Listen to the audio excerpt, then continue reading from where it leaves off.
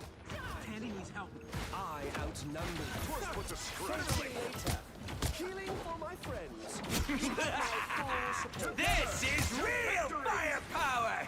Your powers are Oh, mine! nice. Good copy. Great copy. Sim with the raid. What's up? You look back when only Scorgirl was there. That was a good copy, though.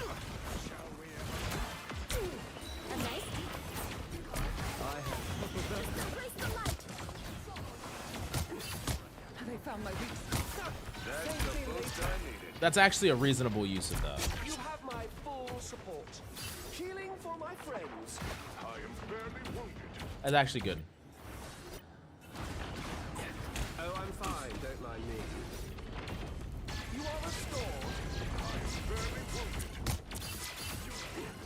wounded. I don't really think that in general you should try. So he like once I really just gotta keep reinforcing this concept that it's like you want to use your totems based out of necessity. That's it. And when we use it here, I have many faces. is that necessity? Is this necessity? I guess the question is, or I guess I'm asking you, do you think this was a necessity? This was out of necessity right here. Do you think this was necessary? Did you think if someone would have died without this, do you think a play would have been made without this? Is there something that this did that was necessary for your team to hold this? And I think you should ask yourself that out of every single time you totem. Think about the necessary. Think about the necessary. Because y'all almost won this game with like almost no good totem usage, to be honest with you. And it's just because of the power level of Loki. He brings so much to the table. But if every single totem you played this game was perfect, I promise you win this game. And I don't even think you win this game like I think it's easy, like an easy win, like a comically easy win. I think you win this game by a mile.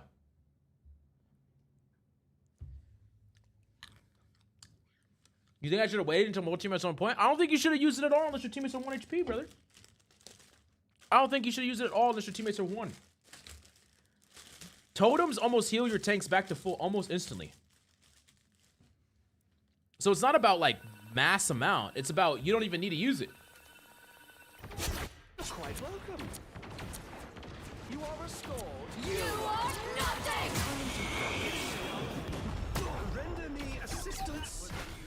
My friends are here! I've lost control. For God's sake, use BRB has a range limit. It's 50 meters, not unlimited range. Oh, the BRB.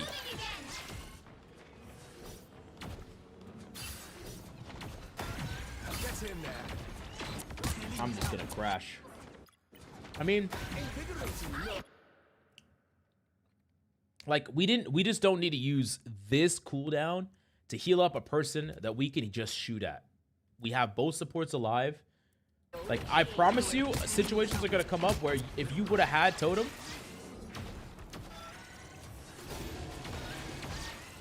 Render me assistance. This is you don't have real copy, right? firepower! Or no, well, you're gonna do this really cool. Maximum pulse. Okay, that's gonna be really hard for you to totem off.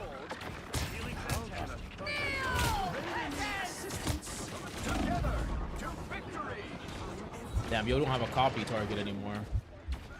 You have my. I still need you. Oh wait, no, you do. A storm of acorns. Well fought. I am ready to put on a show. Jesus. Your powers are mine. Hold a little My longer, time to heroes. shine.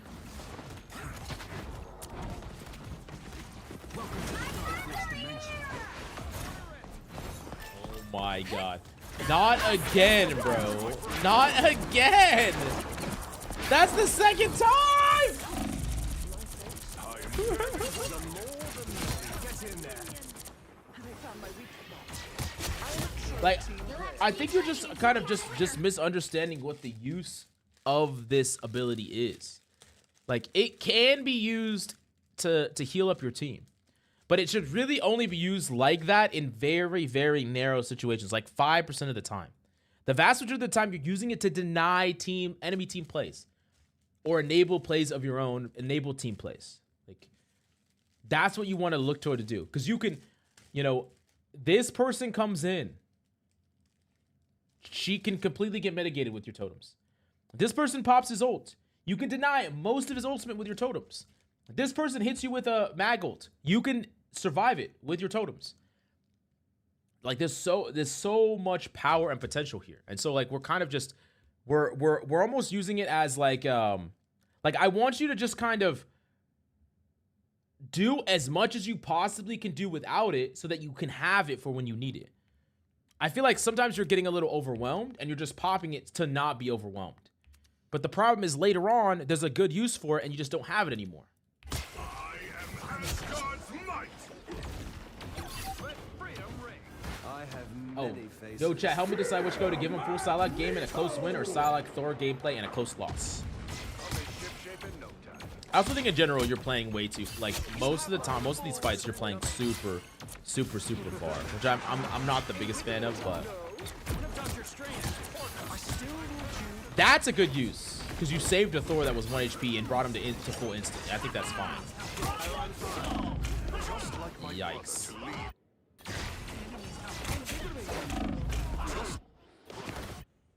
I just said you were playing too far, and now you get picked up. Yeah, I mean after they ported, this is kind of bad, and like you don't have something to retreat to. Wait, there's a guy behind you too. Oh, you're just getting like full dove right here. Oh, do y'all lose the game right now? This should have been an easy win. This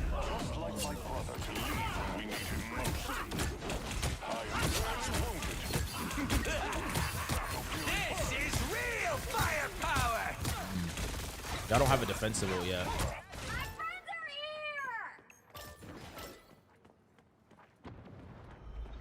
It is so close. Y'all almost won this game.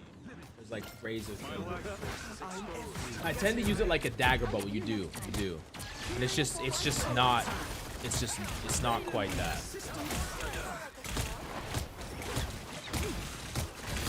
I am ready to Yeah, building ultimate is gonna be so hard here. By the eye of Agamotto. This game was actually so razor thin. But there were like there's so many opportunities in this game where I believe you could have carried. It's like extremely close. There's like a million little one-off instances. Like, and of course, like the number one thing I need you to focus on is your totem usage. Like, I want you to squeeze that ability more, which means try to get the maximum value out of your normal kit before you use it. Try to use it as late as possible. We're not trying to heal our tanks up by 25 HP. We're trying to heal them up max if we're going to use it on our tanks. But if you don't need to use it, if you can just heal them up with your primary, do that. So then you have it to deny things like Star-Lord ults, Magneto ults, any aggressive play, Black Panther coming in.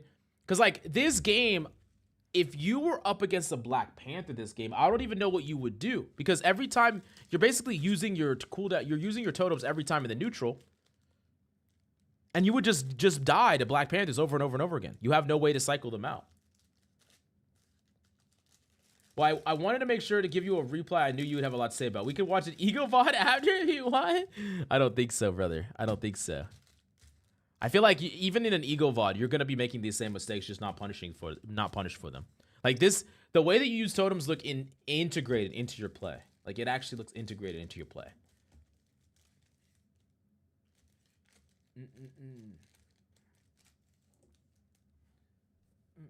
Okay, this is enough for this.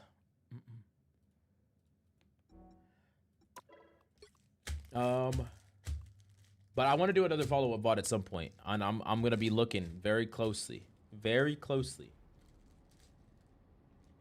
at who was the one that played Loki? Oh, it was this guy. Oh, he went as he. Okay, next person.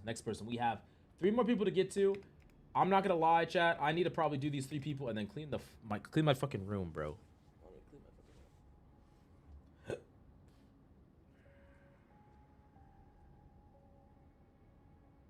Oh, my wife.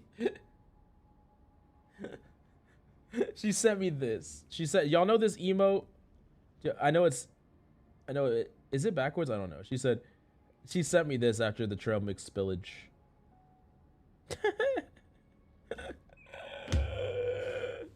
How the fuck do you play so many games in a day? I'm so tilted. Lock in, bro. Don't be tilted. Get my history off screen, coach? Oh, my bad here. He's like, get my history off screen. I don't think you'll ever use totems again, coach. He's gonna be too afraid to waste them. Like, okay, I want you to imagine that I'm on your shoulder every game. And if you pop totem, I want you to think, maybe coach would debate about this might be a good totem. That's what you need to think about. But if you pop a totem and you're like, coach would freak out about this totem, then you know you fucked up. Maybe it's because I really want to rank up. Yeah, I maybe that's the reason why I don't get tilted that bad, chat, is because I just, like, I care about getting better, but, like, I'm thinking big picture. Like, I think that's the best thing to do, is try to think big picture. If you ever get to the point in gaming where you become desperate for the win, I feel like desperation turns into toxicity. It turns into tilt. Anytime you're so desperate for that tiny drop of winning, I really think that you're already taking a wrong step somewhere. Okay, anyways. Phoenix, are you here? Are you around, brother? But also, I mainly want to do some Psy review, but I can just give you a close loss. I play Thor a lot, too. Okay, bet. We could just focus on Psy, to be honest with you. Would Coach approve? That's how I live my entire life. True.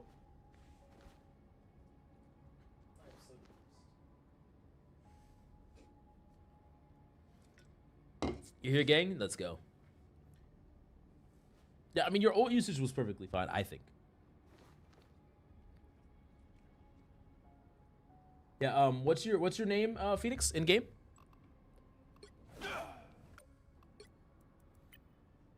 Coach, for 100K, you should do a stream playing with drunk goggles. I'd rather just do a stream drunk.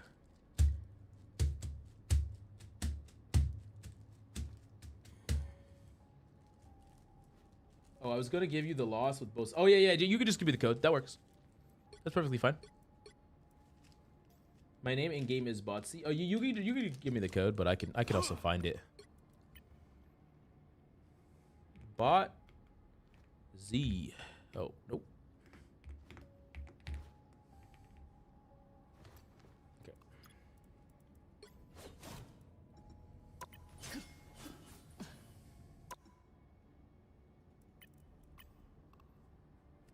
Do they still make alcoholic energy drinks? That sounds crazy. I don't think so. But you could always just fuse energy drinks and alcohol together. That's what I do. Thanks, Coach. Thank you to Coach's wife for helping me get Coach tilted when he wasn't even playing the game. You got tilted, Coach. You got tilted, Coach. Okay. Are you trying to see a support or Vanguard next? Or do you have anyone in mind? No, I mean I have a queue that I'm working through, brother. Oh shit, I didn't mean to do that. I have a queue of people that I have to work through. 31 and 11 on Jadris, or is it this one? No. 31 and 11. Make sure energy drinks with alcohol. Coach Mills 2025. True. I'm guessing you're talking about this one, the 31 and 12, or 31 and 10. Right? Wait. Which one? Code is up top. You posted it? I don't know what you mean by up top. Is it this game? Is this what you're talking about? Because this is not 31 and 11. This is 31 and 10. Oh, it's this one. Okay. Oh, there you go. Bet. 17 finals. Not bad. Okay, let's change this to. Wait, I didn't even check and see what rank this was. I'm not gonna lie. Was this rank again? Oh yeah, I got you. Okay. This was diamond, right? Is this diamond? Yeah. Thor/Psy.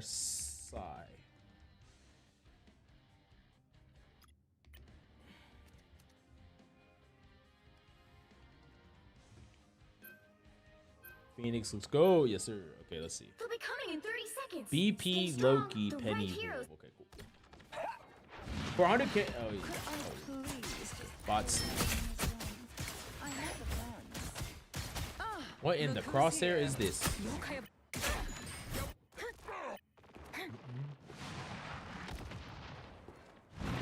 threat against Krakoa is a threat against all citizens. We shall not abide. Yeah, so the first thing that I think is really strong to do, dude, I'm hyped. Lamau, I've been watching you since Overwatch 2. This is my first review. Let's go. Let's fucking go. All right. The first thing I like playing like how you're playing. You play in the neutral and you scout targets. You scout comp, because like how you're gonna play against the composition is it changes like a lot depending on what they are. You know, depending on if they have really strong anti-flank. Like this composition, they honestly have pretty strong anti-flank. Namor is really strong anti-flank. It's going to be kind of hard to dive these targets. But I do think that Squirrel Girl especially is a target that you can find situations where you can hunt down and murder, isolate, things like that. But before all that, I like to play in the neutral. You're kind of just, you know, getting a lay on the land, figuring out what are those targets and how you're going to play the fight. Like right now, I think you could just probably just be hard poking at this guy. I feel like you should be shooting at this guy. I don't know if you're reading your phone or something, but yeah. Okay. No. So, I mean, just make sure we don't just use our cooldowns for no reason. Don't waste invis. Don't use any of those cooldowns. We always want to have them to make a play. And if a play pops up, you can't do it now for 8 seconds until you got it. So, also, putting diamond next to my name is ugly. I just dropped out of GM. Okay, I'll put GM there. That's funny. Okay. Why did we die here? Thunder, so ass. Nixon top. Nix on top. Damn. You gonna take that? You gonna take that, Dort? No such thing. Let's go. How can I get on the vibes? What's up, Flash? 9 months. So right now we currently have How them can closed. I get on the VOD reviews? We have the normally it's $20 to jump the queue. We have the queue jumping closed because we had like 8 in there or 10 in there or whatever, and I've been coaching for like 6 hours. I still have 3 to go. So, but we're gonna be doing these. I'm gonna try to make these more consistent. A lot of people have been wanting coaching, I know, so I'm gonna try to make it more consistent. And then we do marbles. So like when the queue's empty, we do marbles, so it's just free. Yeah, sorry about that. Sorry about that, Flash, but I appreciate you coming by, brother. Okay, so when we were playing here, our goal, we're just trying to shoot this Hulk. Like, that's what we're trying to do, is we're just trying to follow up with our team shooting this Hulk. But look at where our position is right here. We are in front of our team in line of sight of our opponents. So you got to ask yourself, is there a place that we could do the exact same thing that we're doing, but in a safer spot? And it really just comes down to cover. Like, I want you to be married to this wall instead. We can still shoot at the Hulk. We can still turn on the Hulk. If the opponent's round the corner, we can dash this way and do the same thing. So as Psylocke, it's really important that you make sure to not be challenging and fighting in open space unless you're specifically making a play for that in open space. So like, it's okay to fight in open space if you're flanking, hitting the side, hitting the Squirrel Girl and fighting it, or you're dashing a target and trying to kill them, whatever. But we don't want to be incidentally in open space. We don't want to be incidentally in the open. We don't want to be shooting at something while peeking 3 other people. We can isolate that just with small positional changes. So always be thinking corner edge, never open, because we're just gonna die. And we use this red beacon. And like, whoever dies next would have gotten rezzed if it wasn't for the fact that we died here. So it's try to never use it. Try to never utilize it. And it's also one of Psylocke's few weaknesses. This is one of the best DPS characters in the entire game. One of her few weaknesses is that she's squishy. She's fragile. So you have to be very conscious of angles and lanes that you're peeking and looking at. Anyways, let's keep going. Oh, they do not Nice. W. They're only playing one tank, so if that tank just ints by himself, you can just die over and over again. And like right here.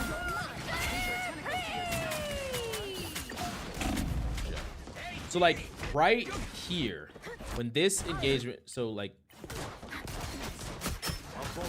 when you see the score go up there, you see the team up there. I think especially for this, instead of popping invis right in front of them and engaging on this front line, I think it's actually even better for you to have gone this way, wrapped around, set up in an angle like this or like this, popped invis, and gone for a play here, gone for a play here, gone for a play here. Because what can you do?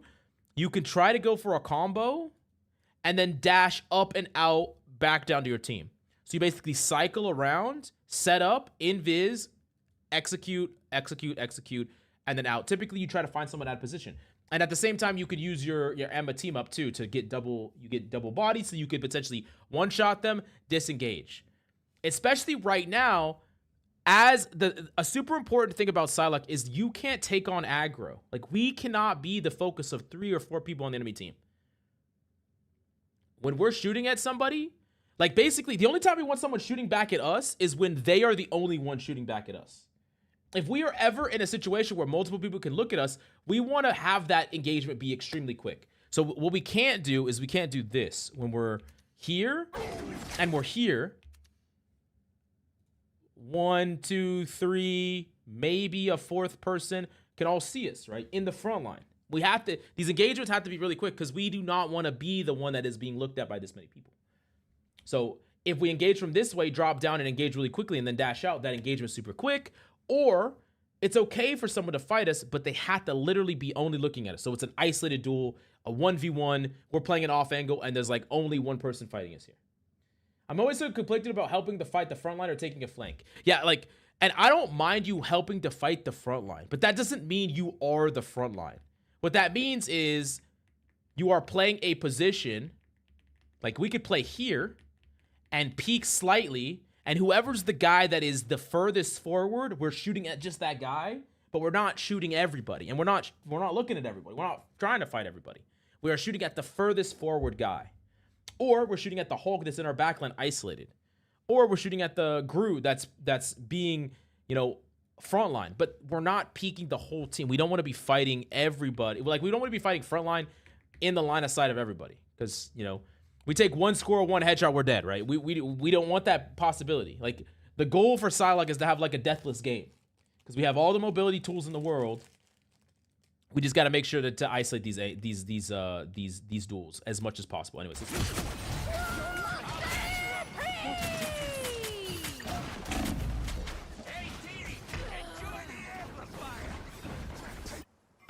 we're also, when we play with our team, we're way more likely to get hit up with a lot of these cooldowns. Like when we play forward and aggressively with our team, we're way more likely to get hit by a ton of just random nonsense cooldowns as well. You know, random ults, random dumpings, stuff like that.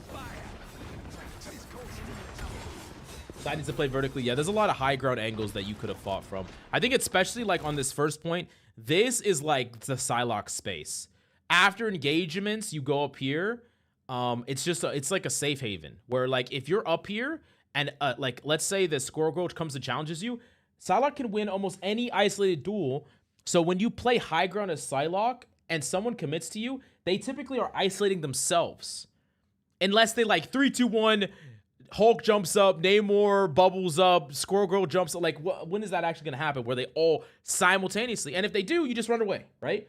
But what happens a lot of time is when you take high ground positions, they challenge you individually. They challenge you one-on-one. They isolate themselves against you, and you always win those. That's what you want to create. You want to create those situations. Also on attack, you could do the same thing. On attack, if you were on attack side, you could take up this high ground. You could poke from this angle, and just apply pressure here. Go invis, go for a backline flank, dash back to your team, stuff like that. Anyways, let's keep going. We do wipe and die here.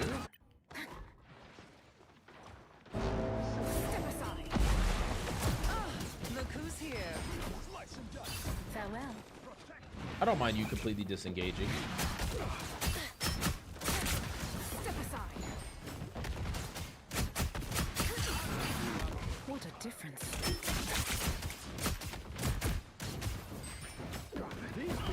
belong to Namor. And maybe, I guess if your plan wasn't to touch, then it's fine. I was gonna say you could have touched. You could have got in position to touch, but it's fine not to. 1,000 gods! Let me look at this game so far. Yeah, like this person in particular, the Squirrel Girl, is a character that you are. It's not only your job, but it's a character that you should be looking to contest as much as possible. Mainly because Squirrel Girl is like this target that has a really hard time fending herself away from you, and you have all the tools to take the fight to her. She has a really big hitbox. You can easily kill her. But here, what you should be really trying to do is you should be trying to think about what your ultimate is. So you already know they use Rocket Ult. You know they probably didn't use Cloak Ult. So you should kind of have a game plan here where one of you pops the ult and then another one of you pops the ult when you have this. One of you pops. So if you want to, you can force this engagement. You set up, you fall down, you pop it. You can force them to ult early. This is going to be up to you. I think there's several ways to do it. You can try to bait it out. That's going to be pretty hard, but it's possible. You can pop your ult early, bait it out, clear the way for your Star-Lord. Or you can communicate to your Star-Lord and tell him to pop it. There's a lot of different ways to do it, but I do think that this is what you need to be thinking about here. Is the fact that they have an ultimate, the fact that you have an ultimate. If their ultimate is down, you could just win the fight. I think you pop.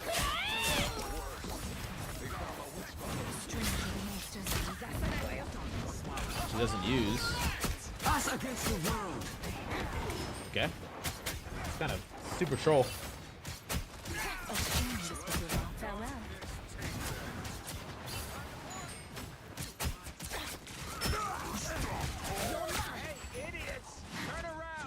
See later in the bot, I do a lot more high ground. The opening low is always low. Step aside. Hey, Dee, enjoy the amplifier! Out of sight. Yeah, I don't mind this. I don't mind you cleaning up this front line. They're off the Squirrel Girl though, which was your previous target. Farewell. Yeah, in general, hard flanking to get their composition is going to be pretty difficult because of the amount of like anti-CC they got. We got a little greedy with this engagement, which I get. One of the things that I want you to also think about is the concept of engaging after your team engages. So like Psylocke can be that character that kind of cleans up a fight. You don't want to be the tip of the spear, like ever. And like, I want you to look at where your team is positioned and look at where you're positioned. Like these guys, none of these guys are fighting your team. They're fighting you. I mean, this Namor ult's going over, but they're mainly looking at, they can just see you, right? So you might be wondering, okay, what does that mean? What do I do? Well, you should be in like a setup phase. So like we can walk up here and sit here and wait. If our plan is to go for a flank, go for a poke, destroy this TP, whatever it is, let this team engage our team before we make a play. Because we don't want to make it so that we're isolated. We don't want to put ourselves in a situation where we're the one getting looked at by 4 or 5 people. So basically, we're basically kind of engaging this fight way too soon, way too fast without our team. We want to wait for them to come back and for them to engage before we even do anything. Otherwise, we're going to die. And then our team's going to fight, and we're not going to be there to do anything.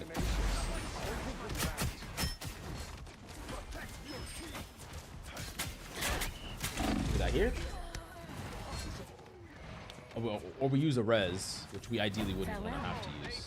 And then also, remember, like, we don't really want to use Invis to get to the position. We want to use Invis to set up the play. We get to a close position. We walk over here. We look with our third-person camera. We see a target, we pop invis, then we walk, then we get close, then we execute, right? We never use our invis to just route, ever. We always use it to set up the play and execute the play.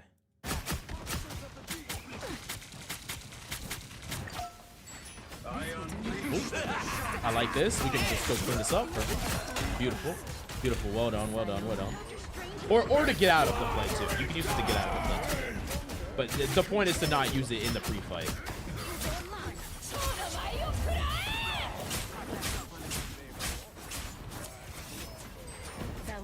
I think it was Probably just an unnecessary ult considering y'all killed so many people, but I understand why you did it. I think you could have probably been a little bit weird. I like how they're targeting the squishy stat, the squid stat, even in high diamond LGM, they don't target them. True. Damn, you're still doing VOD reviews? Do you still not get extremely tired? I am extremely tired, but we still grinding, baby.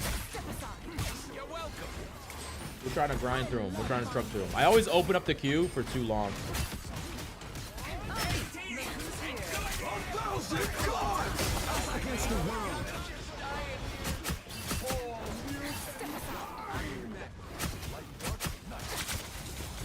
You win those. You win those. You win those. You win those. Don't be scared. You win those. You win those. Fuck him up. Fuck him up. Fuck him up. Let's go.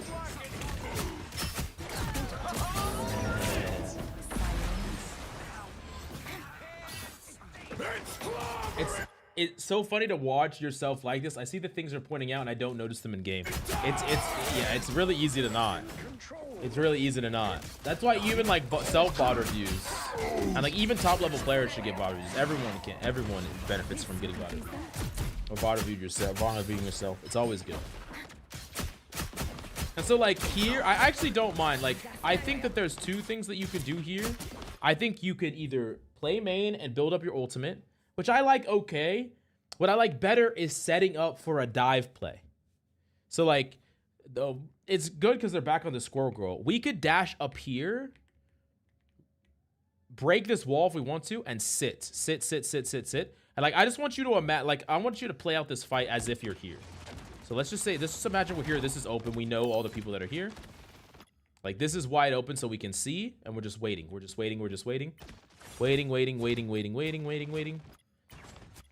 Guess what? Their Hulk jumped in at the same time. Oh, you do come here. Wait, you do come here. Wait, my go.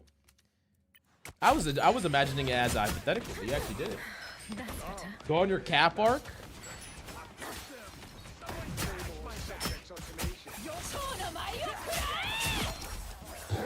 I'll fucking take it, bro. I'll take it.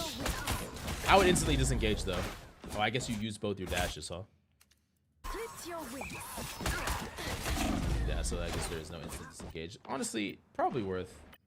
Don't mind me. I'm just dying. You better get a look behind you. Ooh. Well, that's juicy right there. Close.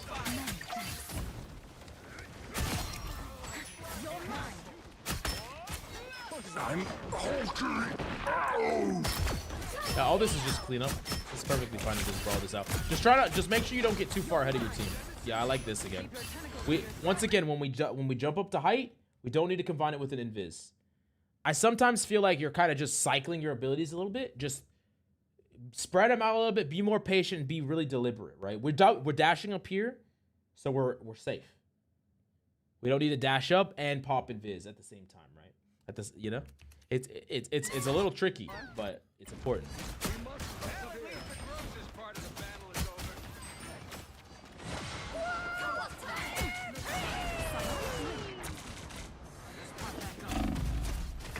And like,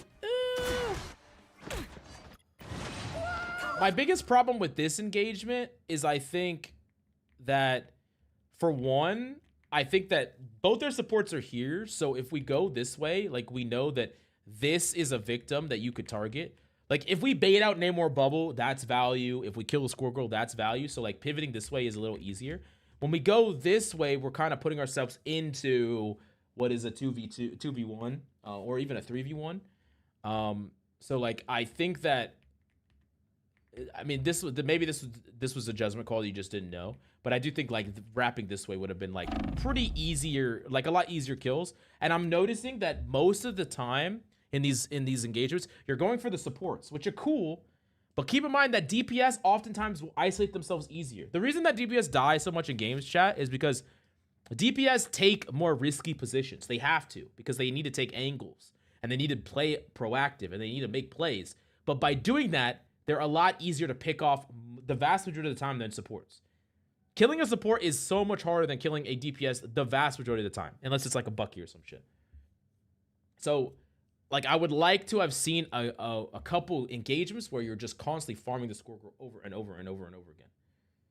What's up, James? Whew. Let's keep going. Just very. I mean, it's just you could have got that kill and it would have been sick, but it's just very hard.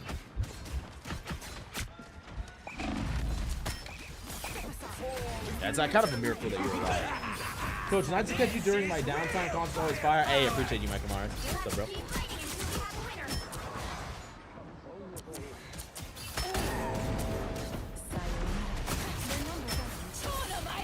Dude, this might be big. Boy, he baited out that at least.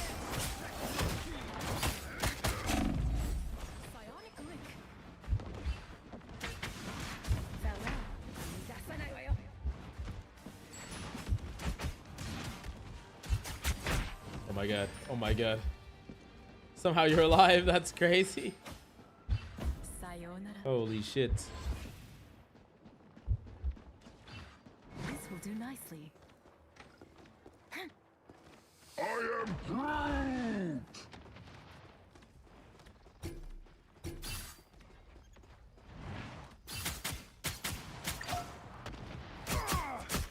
Stuck in high plat as a Loki main. I don't get why I'm losing. Any tips? We just did a Loki VOD review just a second ago. I would highly recommend going to watch it.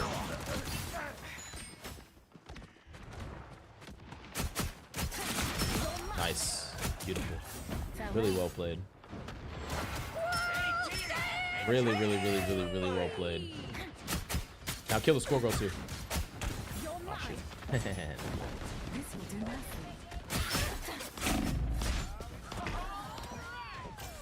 It's so close. Wait, let me see this. Oh, you don't have the team up anymore. They swapped off the team up.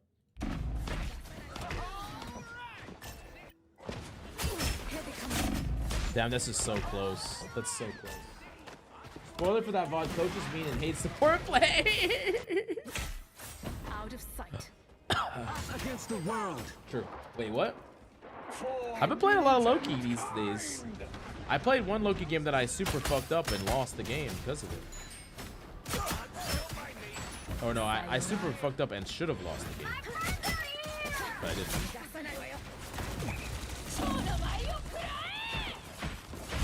Ooh, that's big.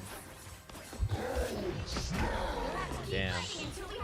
One thing I would kind of sometimes suggest in this matchup is if you can dash vertically, sometimes it becomes really hard for them to fight you. Yeah. Or you can dash through them and then like aim labs check them a little bit. Make them turn around. Yeah, I think the melee would have almost killed. Are you gonna head out? Gonna try and have get a few games in. Hey, catch you later, Milk Master. Thanks for coming by. Is there a way I can send you replays? Right now, currently the paid queue is closed. I think we might do one free one at the end. I'm not sure. It depends on how I feel. We still have a lot to get through. So. This is real firepower. But wait, is Malice here? Because he was gonna do an Academy giveaway, so I don't know if he's actually here or not. Coach's big Loki tip: never use totems, except when you do. Nice. Wait, how did you know? Okay, you like this.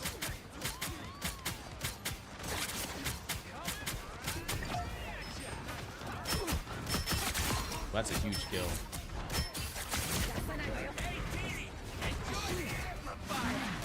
So I like most of what you did here, but I don't necessarily think you needed to commit a dash yet.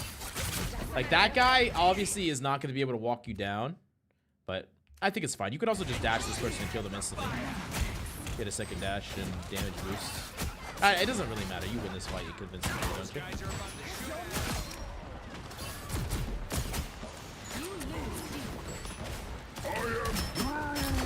Salak's just so good at just closing out fights, chat.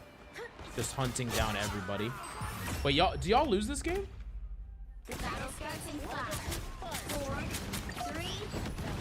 I wish Mouse was true. He was supposed to do an Academy giveaway, but I don't know where he's at. We'll maybe do it another time. Oh, y'all do win. Okay, cool.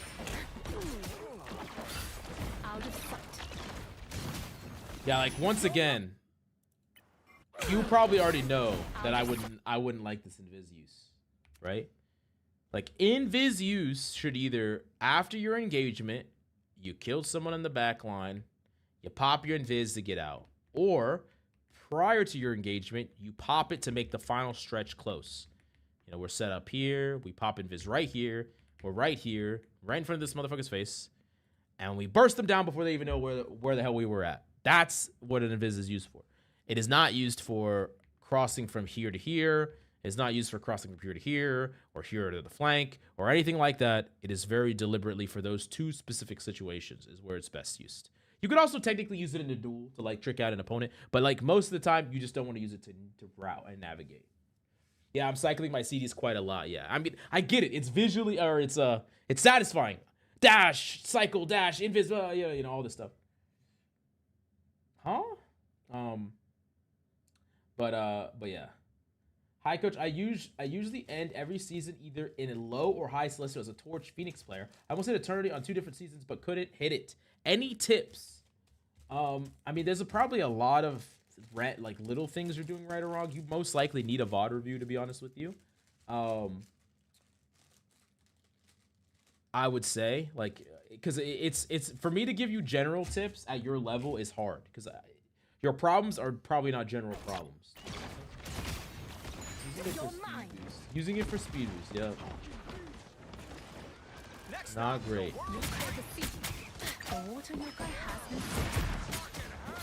Yeah, I would like to see you take control of that height.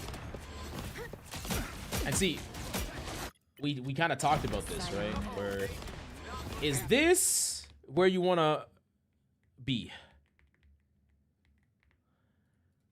1, 2, 3, 4 people looking at you, with one that can turn around and look at you, right?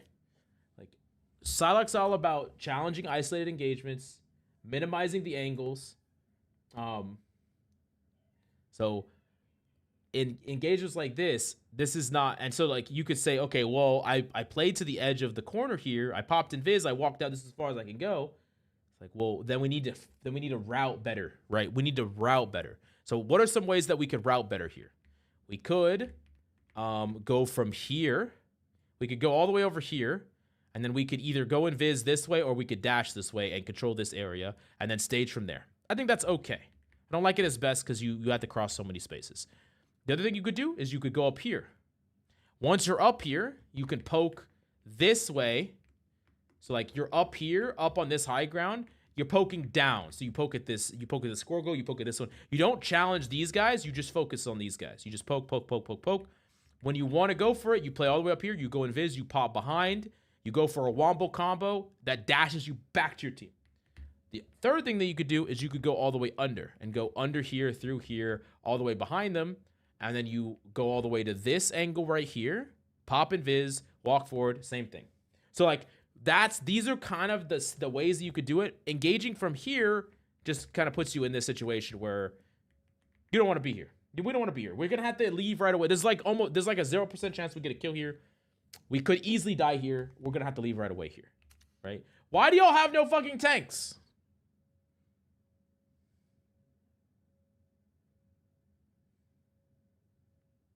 Hello? Y'all had a tank on defense. Where the fuck you went?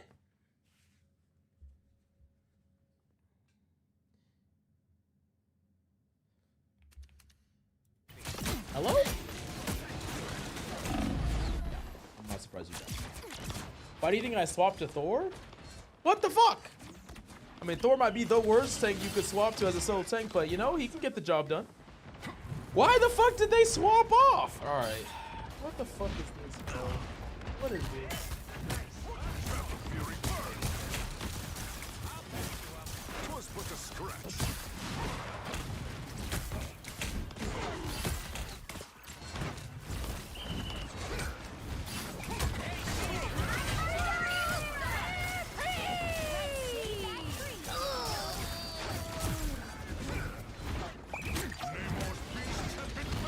Did you want me to coach you Thor, Phoenix, or did you wanna end there? What do you think? I want to know. I know you play Thor, so oh, you're okay. Okay, let's do a little bit of Thor. Okay. Need to back it up here. Thor is a pretty complex character. I'm probably not gonna make this VOD too much longer because it's already been long enough. But there's a lot of things to say about Thor. Because the thing about Thor is he doesn't necessarily want to do this. In a very similar way that 𝐒𝐔𝐁 doesn't want to do this. Thor doesn't want to create situations where he's isolated. In the same way. In the same way. This we could easily die here, right? But what could we do? Is there a way that we could impact this fight? Easily. We could boop this Hulk into our team. We could fight the guy that's isolated. We could fight the guy that's isolated, kill the Hulk, boop him back on our team, push this cart, and then eventually there will be another play to be made. But fighting this is an easy way for us to die. If we get out of this, it's kind of a miracle. I'm not going to lie, because we should get blinded, beamed, right-clicked, and just murdered. That's what we should do.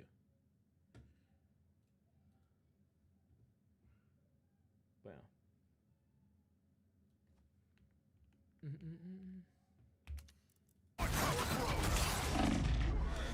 Not surprised you died, because this looked exactly like the engagement you made on 𝐒𝐿𝐷 10 seconds ago that you also died in. you see it looks exactly the same?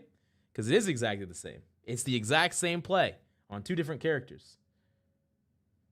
Khan's sort of panicky trying to make space here.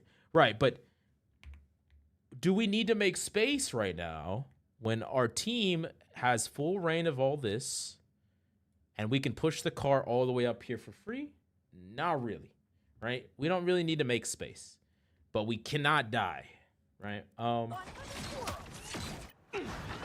halfway there. Keep going. Like, Thor's hard because he gives you like a paradox of decisions. Like, there's a million decisions you can make on Thor. Booping a tank out of position, flanking it off angle, setting up on spawn camping a support, peeling for your backline. There's just a million things you can do. So it's hard to make the perfectly absolute right decision, but it is possible to try to think about decisions that would have been wrong and why. One of the things that I'll tell you is one of the absolute best things that you could do is go up this way. Playing up here is really strong. I think, like, you didn't control this space on 𝐒𝐿𝐷 either, but this is a really powerful position because from up here, you threaten the ability to drop into the back line. You also threaten the ability to grab the tank and push them into your back line. And so just by controlling this space, it puts a lot of pressure on the opponent and it gives you a lot of playmaking options. So, like, I really would love to see you come up here and then try to, you know, you can kind of peek this side, throw a hammer, bait some pressure, go here, push them back into your team. Or, you know, there's like or you can see a situation where, you know, you have a DPS come from this side or someone's low or this support backs all the way up over here and you're like, okay, I'm going to drop down on you, bubble you, awaken you, kill you, cancel awaken, fly back up. You just have a lot of options from this place, from that position.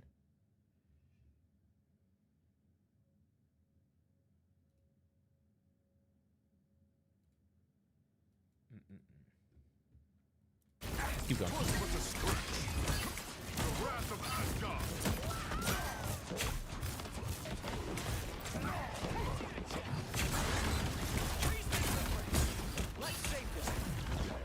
Clearly overheating, trying to make some hero plays. Definitely understanding I'm not exploring options enough. Just a little bit. See, this is great. It's great.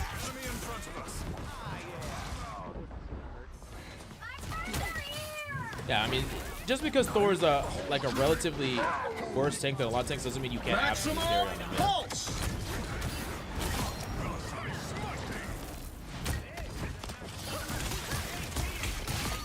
Good. I'm surprised you didn't ult them in that room, but you didn't really need it, so you're fine.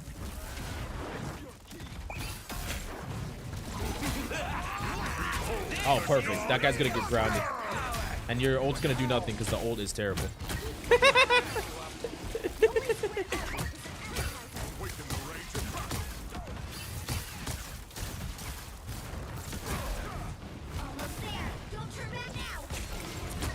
I like this.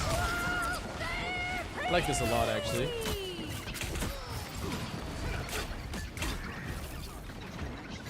Someone on card that you gotta clear yet.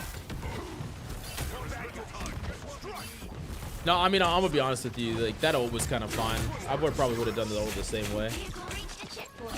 Keep up the momentum. This ult's just terrible. I think if this character had a good ult, it would be like so much better. Coach, is there a VOD review waiting list I can sign up for next time? I'm on the road a lot and can't always submit live. I'll try to look into doing that.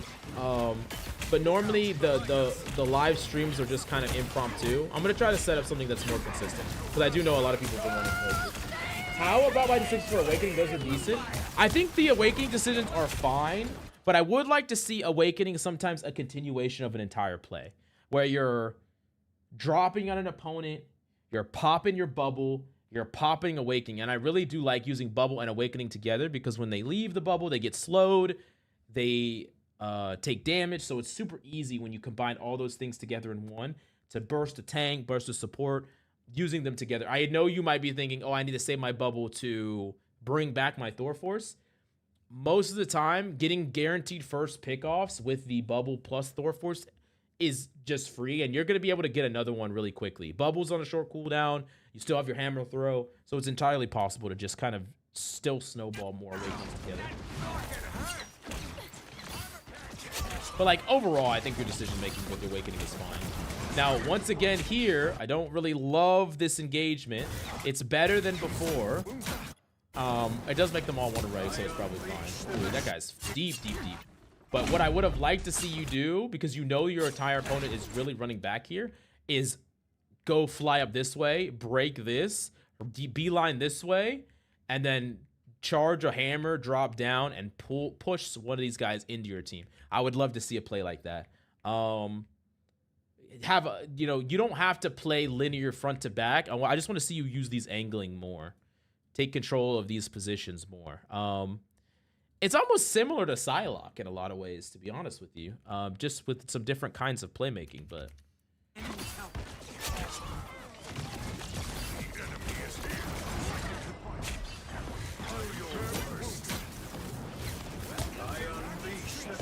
Maximum pulse! This Ooh. is real firepower.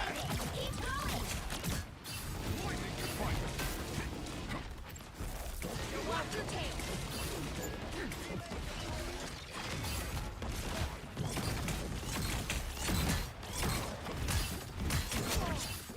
Almost there. Don't turn back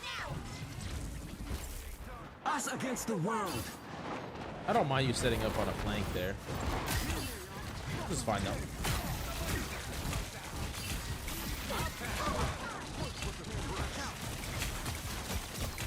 Yeah, I think you could. Oh, after this, you could set up a really easy bubble ult play. So like, your priority here is just to survive. So you could set up a bubble and ult play. Like here, I wouldn't even be peeling this guy because you have bubble ult play. They have no defensive ults. So like, instead of peeling for this guy, which I know that like that can be a reasonable play a lot of the time, when they have no defensives here, we could just be setting up to walk forward, fly in, pop our bubble here, pop our ultimate. I know you did it before. They had a rocket ult. Now they don't have anything, so they will just die, right? As soon as this ult is done, we go in for this play, we pop it, and we just kind of clear up. I think like we went over a VOD review earlier with Strange, where he was constantly trying to contest the Iron Man. Contesting Iron Man as Strange can be strong. Contesting Hulk as Thor can be strong. But when you have a strong play in front of you, I want you to play for that play rather than playing for the marking thing. Because what can happen is you could chase around this Thor this entire time, and maybe there was a 3K, a 2 or 3K that you could have gotten main that we didn't get because we're kind of being distracted a little bit too much. Because the Luna ult's about to be over. It's over now. I think with Rocket Ult, it doesn't really matter how you play this, though. You're going to win the fight convincingly. But... That's fine. Keep it going. Vehicle reached the checkpoint. Keep up the momentum.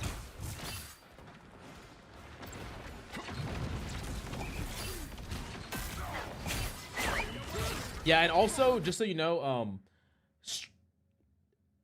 Thor plus Rocket Ult kills through Luna Ult as well. It also kills through Cloak and Dagger Ult. It just kills through all the ults. It's a little bit hard to do, though, because sometimes you leave the LOS. Like, oftentimes what I'll do is I'll literally call to my Rocket. I'll say, hey, can you throw this ult deep? He'll throw it a little deep as I pop in my ult, and it cancels. It's even better if he throws his rocket ult when you're midair, but it's hard. You can also technically do it with Luna damage boost, but it's hard to get Luna so you can be down about that. Yeah, there's pretty much no way that that's gonna get any value. And there's a lot of reasons for that. They still have the overshield from the rocket ult for one. You didn't combine it with your bubble because remember, you typically want to bubble first, pop your ult so that they get slowed and they take damage from the bubble and they take your ult. So like both of those combined mean that this is probably not going to. And let's be honest, this ult isn't particularly powerful. So like we need team pressure with it. If we want to get value with it, we need our team to be here and alive. Our team is just like, they're so far away. Right? It's funny you go from Psylocke, who has one of the best ultimates in the game, to Thor, who has one of the worst. But yeah. I think I'm going to watch one more engagement and then move on to the next VOD. Against the world.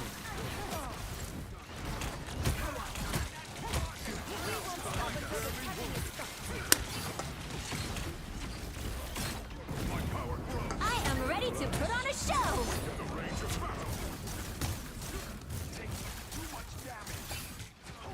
Holy shit, Jay. I did not realize how tiring fucking coaching this was. Holy shit.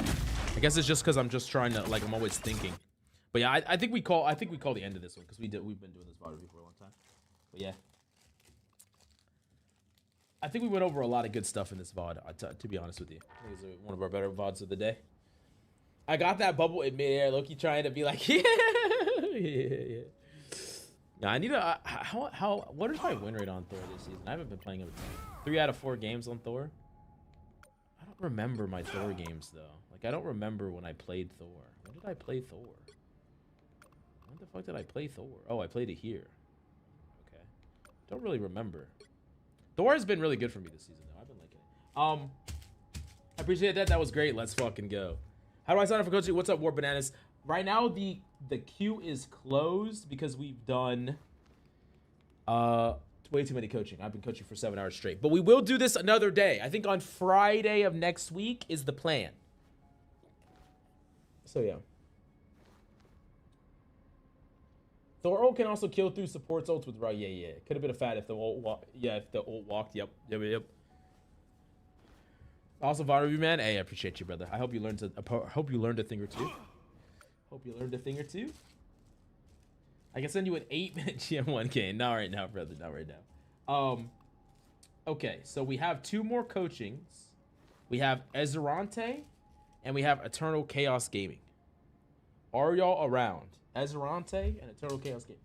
Are y'all here? Are either of y'all here?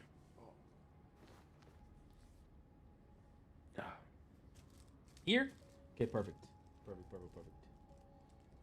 get it going. Let's get it going.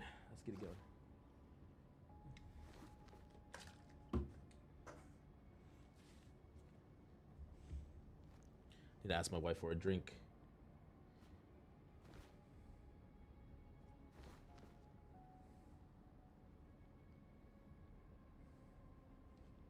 Present? Okay, cool. Also, ult was strange. Ult, it's beautiful. Oh man, frick. Okay, what is your in-game name, Ezrante? What is your or code? I can look at both. I can look at your in-game name or code. Okay, I played Loki here. You don't even want to look at my Loki tribal. You don't even want to look at my Loki, bro. I literally almost threw this game. I almost threw this game by using my totems in the exact opposite way. I was trying to hold them too long and died. What's the next free coaching stream? I'm gonna try to do it next Friday. But it's hard. It's hard to do. It is hard to do. One more totem question, coach. When I started Loki, I felt like I was underusing them, and now I basically spam them as an over adjustment. What's the rule of thumb I could follow for totems? Like I said, just do them based on necessity. Try to experiment. Play some games where you're trying to wait until the last possible second until you absolutely have to use them. Where if you don't use them, someone will die, and use them only then. And you might not get that right every single time, but the trick is to try. The trick is to try as much as possible. Royal G. Bivens is the name. Gotcha.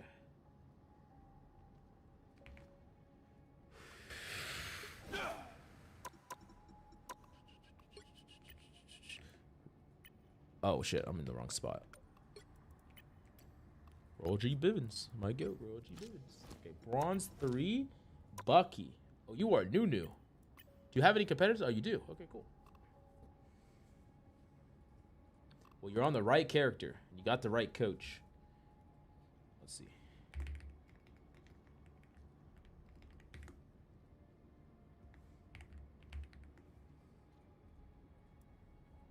The top one? This one right here? Okay, got you. Royal G. Bevins. Oh, you had a cracked hella right now. Okay. All right, let's see it. Royal G. Bevins. The right heroes could make all the difference.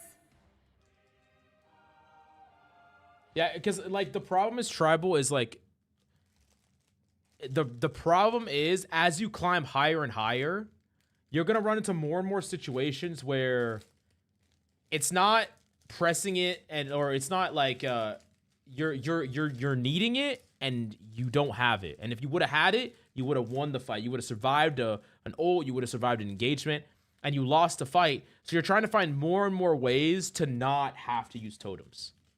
Like even in my game, like I died because I was trying to not use it, and I needed to use it there, but the reason I do that is because there's so many other situations where I pop it and I'm like, fuck, I used it, this sucks. And then they Psylocke ult or they do something and I'm like, I needed to find a way to not use it back then because I need it right now. And there's more and more of those situations a lot of times. So it's hard. I'm going to say it's hard, but he's one of the hardest characters to master in the game.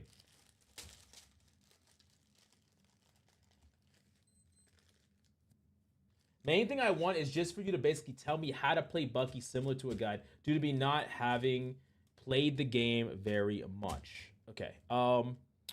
Interesting. Okay. Similar to a guide. Okay, well, before we even look at this then, actually, I would like to show you a couple of things. Are you on console or PC, actually? Is this console or PC? Is this PC? Oh, shit. This is on console. Okay. So you're pretty new. So that's mainly what you similar to a guide. Okay, so console, but I'm getting a PC relatively soon. Okay, then I'm gonna keep a lot of this advice for PC players. Before we even look at this, then I'm gonna give you Bucky 101, and then we're gonna look at this. So it's gonna be like a combo coaching / VOD review. Because there's a couple things that you should think about when you're playing Bucky. And you're about to be on PC, so. Bucky is definitely my most played character in this game. He's the character I played in mainly season 0. Weapons keep getting better, but it's still the person behind him. So a couple of things that you could consider about Bucky. And you want me to assume that you don't really know that much about the character. So the general gameplay loop of this character is the fact that he has 3 bullets and every single ability he uses reloads him and also gives him shields. So I have 3, I can reload manually, or I can use an ability to give me a burst of shields and to reload me. So most of the time, what you're trying to do with Bucky is you're trying to interweave your abilities with your cooldowns in order to constantly be harder to kill and constantly be fully reloaded. So I'll be like, be playing a choke, go shoot, spam your E down lane, shoot, spam your hook, shoot, spam your E, shoot. And you're just rinsing and repeating the cycle, making you bulky, making you healthy, constantly reloading. That's the flow of the character.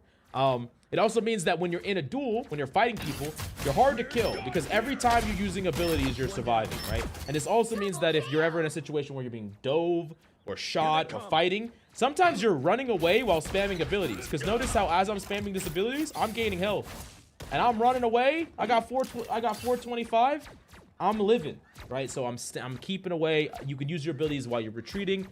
You can use your abilities while you're dueling. It creates just situations where it's really hard to kill you. Now, to give you some more 101 about the character, some like important, I guess, more advanced stuff about the character, comes down to the fact that this character wants to typically play right behind your front line. So if your tanks are here, your front line's here, you want to play behind it and you love playing corners. So spam cooldowns between 3 bullets, yes. Mostly the cooldown that you're spamming is this cone though. That's the cooldown that you're mainly spamming. hook and your uppercut are cooldowns that you want to use a little bit more specifically. The cones are something that you can just use on the front line. It's just random damage and everything. Got one. However, it does have an extra effect where if you hit a flyer with this, which that flyer is way too far away. If you hit a flyer with this thing, it will fall. And so this could be super strong because you can combine it with your ultimate against like a torch. Okay, that guy just died instantly. But like, there's a lot of situations where you can get a pick off on like a flyer. Did this guy come back? Where you literally go like this, and while they're falling, you pop an ult, and you get a reset. You get to keep going again. But we'll talk about his ultimate more in a second. But going back to what you're gonna need to do, you can do this on controller, on console, but it's gonna be something that's gonna be easier for you to do on PC. I know you're getting a PC soon. You need to practice this where you're oh, what the hell? I need to get rid of this epic pen. You're practicing hitting a hook and then 180ing. So I need to do it quickly. So you have to basically do it. So this is an uppercut like this that will melee. But what you can also do with this is turn it. So if I grab this person and turn at the same time, I'm 180ing them straight back into my team. And you're going to want to be able to be extremely consistent by doing this, where I'm bringing this person way back out of position. So I'm playing like a corner or a cover or whatever. There's someone there. It could be a tank. It could be a DPS. I'm charging my hook behind cover, peeking out, grabbing that person, 180ing them back into my team. And now this person is way away from their team, out of position, an easy kill for you to get. That's the power of hook, is you have the capability to do that, where you're able to do this. And like, ideally, you want to keep practicing that. Right now, if you do it right, you get to do a complete 180 like that, and you want to get really, really efficient at doing that over and over and over again. There's also another layer to this that you could do to talk about your ultimate, where if I bring someone here, you can walk under someone and pop your ult. Like, notice how I pop ult like this and I'm way up in the air. If someone is underneath you, you can pop your ult instantly. So like this, I'm underneath that guy, I can pop the ult instantly, which means that they take that instant damage. So like, if I really wanted to fuck up a Luna, I could be hiding behind a wall, grab the Luna, 180, under their feet, insta kill it. I get the reset. I pulled her out of her team. She's dead instantly. I get another ult. I get to use it and combo back in and stuff. Speaking of which, that's how kind of his ultimate works, is when this person is marked, if their health drops to this total, they die instantly. When that is marked on them, if their health drops to that total, they instantly die and you get a reset. This also means that if they have this above their head, they're within range to die instantly from your ultimate as well. So that guy is within range.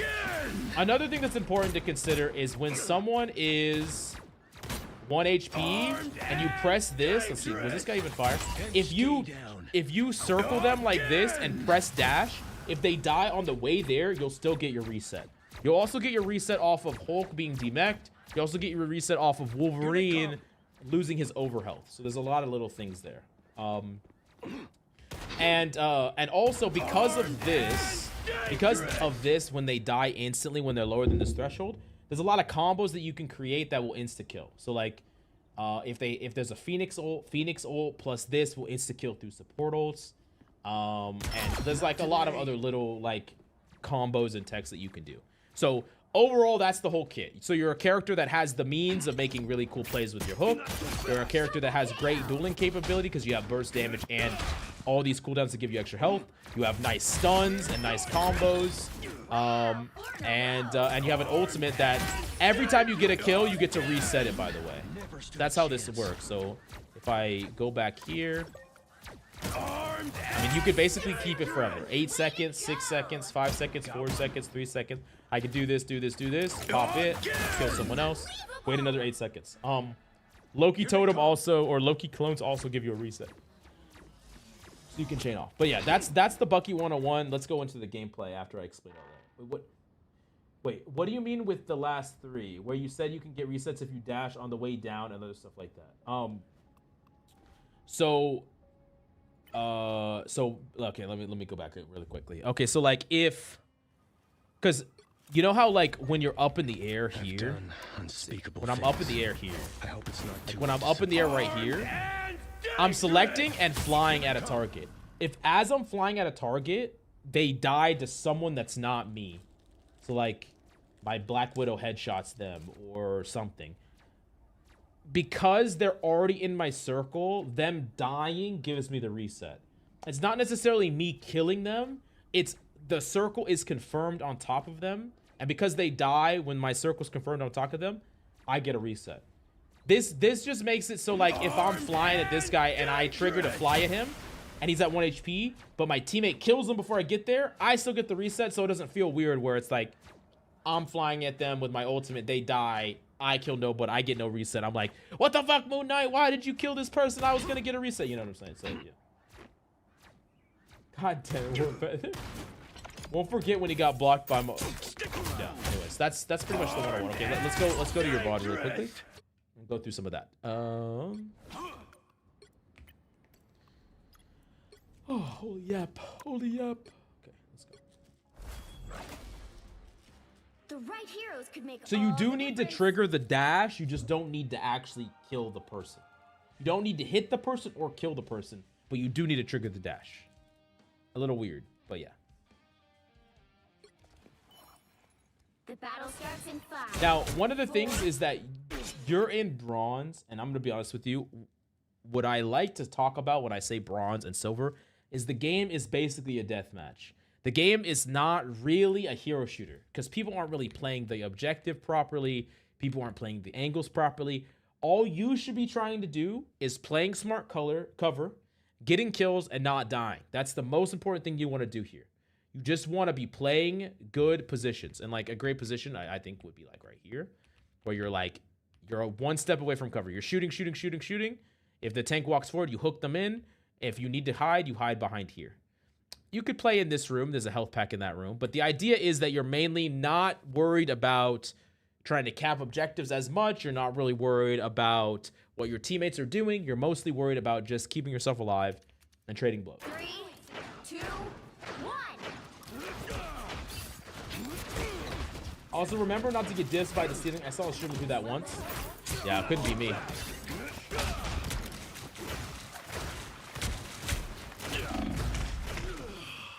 And see, like, this is a concept of hero shooters in general where it's like, we don't really want to fight around here because this is where they all spawned from. We would rather force them to come a little bit closer to us before we fight them so that we can fight them in a place that they can't just keep pouring out of. This is like in the zombie horde spawner. We want to just play a little bit further away from that.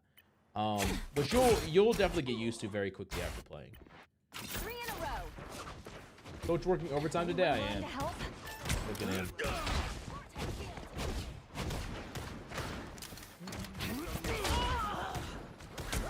Nice. You see that grounding? That grounding is good. Nice. Good shit. I'm gonna be making an updated Bucky guide soon, by the way, for the main channel.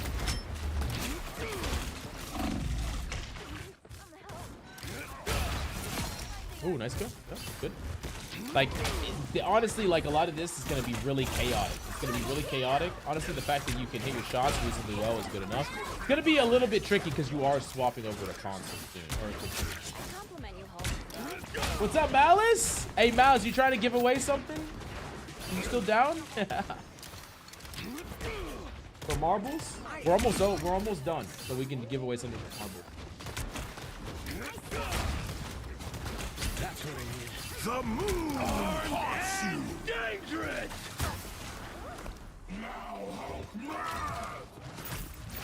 See, like, yeah, it's definitely one of the things that you can do is when they're underground like that, you can definitely like spam your right click over top of them to try to confirm the kill. But one thing I'll say even more than this is I would look for a target that's like more guaranteed. I guess maybe you thought that target was kind of guaranteed. So it was kind of close. But the problem is they're a little bit too close to their spawn is really the problem. It's too easy for them to just run back away into their spawn. If you let them come out a little bit more. Also, like this totem, this clone right here, this can give you a reset.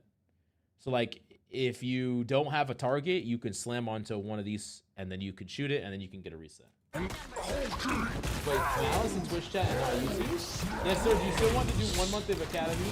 Rivals Academy? I'm popping in and out, but I can send you. But you can do it. Just DM me and I'll send it.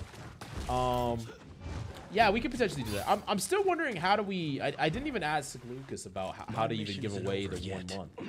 Like I don't even know if there's like a gift code or something. I need to see. Cause like I don't. Like you wouldn't really want to put your credit card information in there, so I'm not even sure how that works.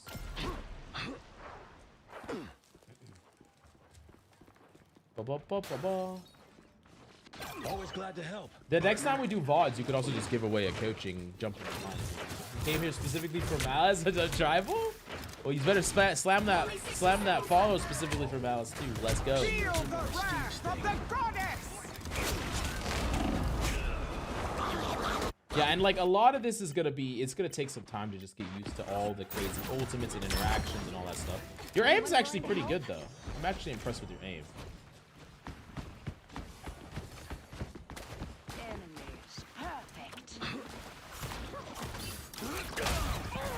Yeah, and like fights like this, like the problem here is that like they come from here, right? And so like our team comes from over, they spawn all the way over there. So if we kind of look at this to give you kind of an idea of the places that you should be playing from, it's like this is a giant snake way. Let me grab my epic pen.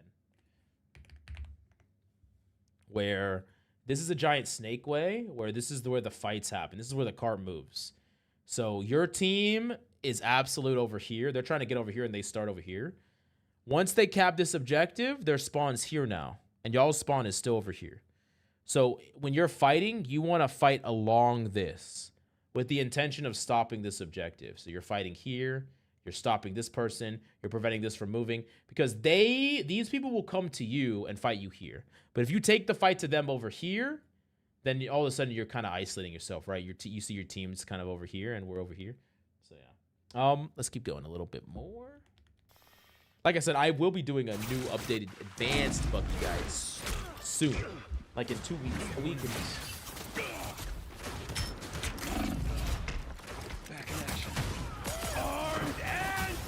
Ooh, close. I saw the vision. I saw the vision there. Oh, that's close. Once you get that first like 5-man, you're gonna be hit. Yes, sir, cousin. Anyone in chat watch The Bear? I've been loving The Bear. Oh shit. Okay, a little bit more. I know I'm just kind of throwing a lot of information at you all at once, but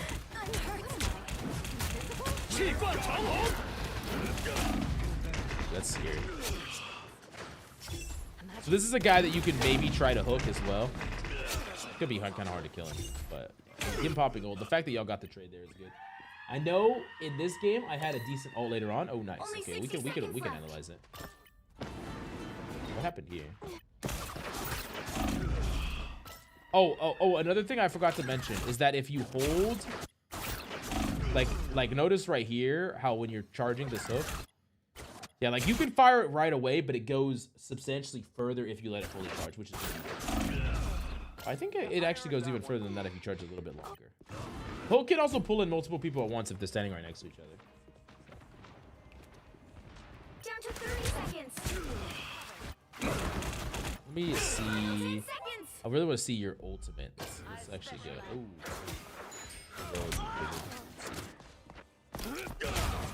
Yeah, see, attack is gonna be easier, more straightforward to like play with and on the objective.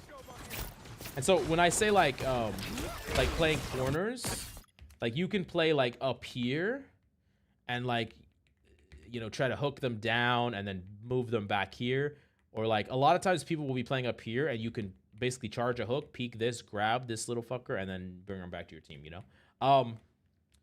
Also, you have this team up. I don't know if you use it. I'm actually curious if you do or not.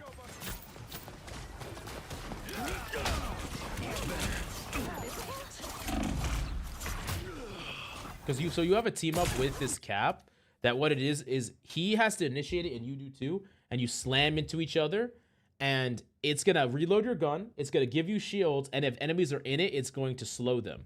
But you can also just press it on any teammate and you just jump to them, slam down, it does AoE damage, and it reloads your gun and gives you shield. So it can be something you use to like shoot, melee, team up, animation cancel. So you're like chaining them all together. You're like pressing all of them, and you're getting a ton of shields, reloading your gun, shooting in between. It can be really cool. It can like chain together really well.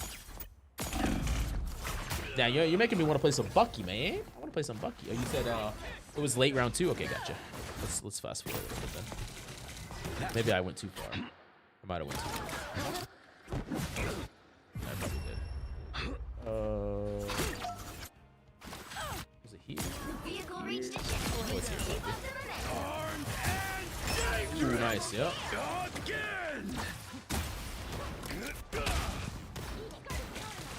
And sometimes it's a lot of desperation to try to get the...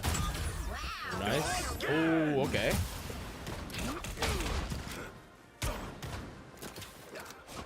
Oh, so close, so close. And see, and also remember that you have 8 seconds. So after you get this, you don't have to press Q right away. You can take those 8 seconds, walk forward a bit. So like after you kill this guy, if you wanted to, you can take those 8 seconds, walk forward a bit, shoot this guy a little bit, make him fly away, get him low, then pop it, because you have 8 seconds to work with, right? Should I use melee with Bucky or just use gun? I mean, mainly just your primary, yeah, just gun or uppercut, but not like your normal melee. No, you basically never use melee with Bucky. Here they come. Much better. Good thing I was here. I like you pushing up here. Dang. Yep. See, when he does that, that's the best ultimates you could possibly get in the game, because it resurrects a whole bunch of people. They're all 1 HP. You get to just chain off. It's really fun. He got to mess with his sensitivity. Yeah, probably you could probably raise your sensitivity a little bit, but the thing is he's going over to PC soon, so it's a little hard to give him specific console advice. I think y'all win this, right? Pretty simple. Oh, nice hook. So yeah, you see the potential of being able to grab this guy and then bring him this way, away from his team, and isolate him is really strong. Something to definitely potentially practice. They're not all one after the Atom changes. I mean, if you hit him with your ultimate and shoot in him a couple times, they'll still die. They'll still die. Still kill him. Score is 3-2-3. And then I think you probably just easily win this game, no? Good thing I was here. I like the cold. Back in action. But I don't actually know how this works. Oh, the enemy chose surrender. Okay. Oh, they had people that left. Okay, I got you. Is it Calabrian time, coach? It's Calabrian time, baby. It's Calabrian time. Okay. Whew, okay. I think we're good. I think we're done with this one. I think we move on to the final paid VOD of the day. Eternal coaching. So just to clarify, with let you get reset if they die in enough time, or they die after being in your circle when you start. So they have to not only be in your circle, but you have to be dashing at them. So like you put them in the circle, then you press confirm, and you're in the motion of trying to kill them. But before you get there, they die. You will still get the reset. What this really means is that even if someone is at 1 HP, it's okay to initiate the dive onto them. Even if you're afraid they're going to die on the way there, because even if they do, you still get the reset. So that's why. That's generally why. Might be heading out soon. I finally got my GF to start watching Naruto, and she's about to peep Itachi absolutely shit on Sasuke. Wait, that's actually fire. I actually got my daughter to finally watch Naruto. She watched like 3 episodes. She was saying they did something embarrassing. She was talking about the sexy jutsu. It's hilarious. Anyways,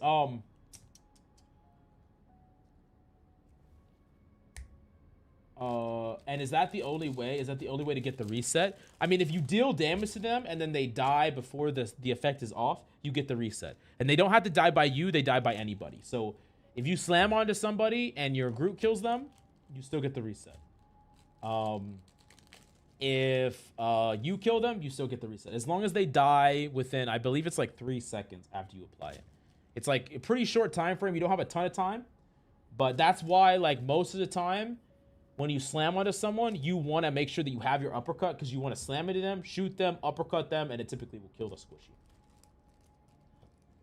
Is Naruto worth it if you like Dragon Ball Z? I think so. I think Naruto, especially just the normal base Naruto, is amazing. Now, the first, like, 5 episodes take a little bit of getting into. I really think that you should watch 10 episodes of Naruto. And if you're not into it, you could stop there. But yeah, the second arc, or the tuning exam arc in Naruto, might be one of the best shonen arcs in all of anime, in my opinion. It's just super, super fucking dope. Thank you again for your VOD reviews, Coach. I think that willingness to learn across every rank truly speaks to the community you built. Let's go. Got you. Thank you, Coach. Is there any special for specific characters? Yeah, it's mainly just Wolverine has an overshield, like an overhealth shield. When it breaks, it counts as a reset. Like, Loki is a character that if you kill his totems, you do get a reset, so you can kind of chain off his totems.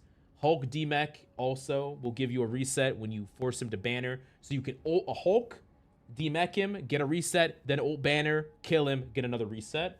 Other than that, I would say that most of the time, like, you're kind of playing the song and dance with shield tanks where they're trying to shield off your hook.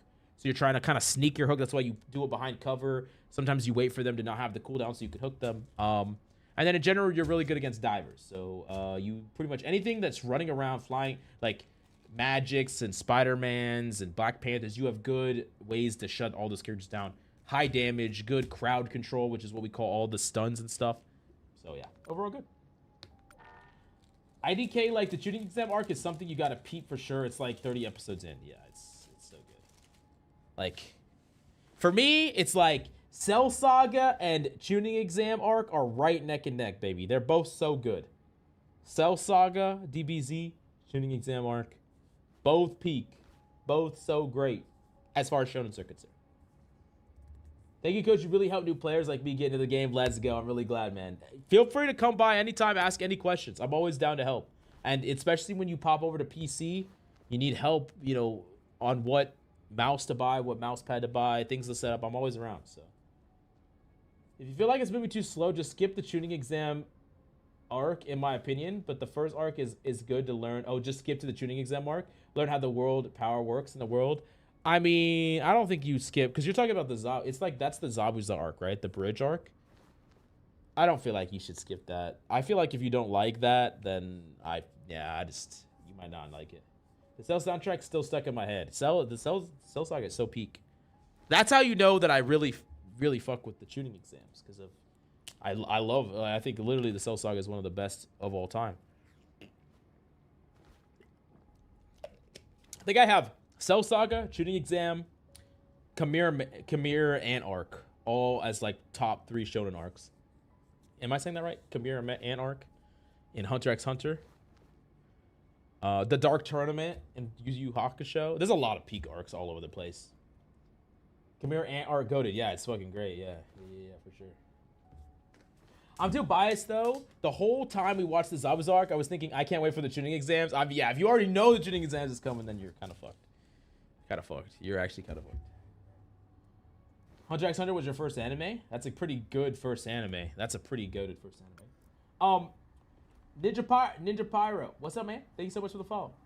By the way, Eternal, I'm down to do your VOD review if you're down. If you're still down.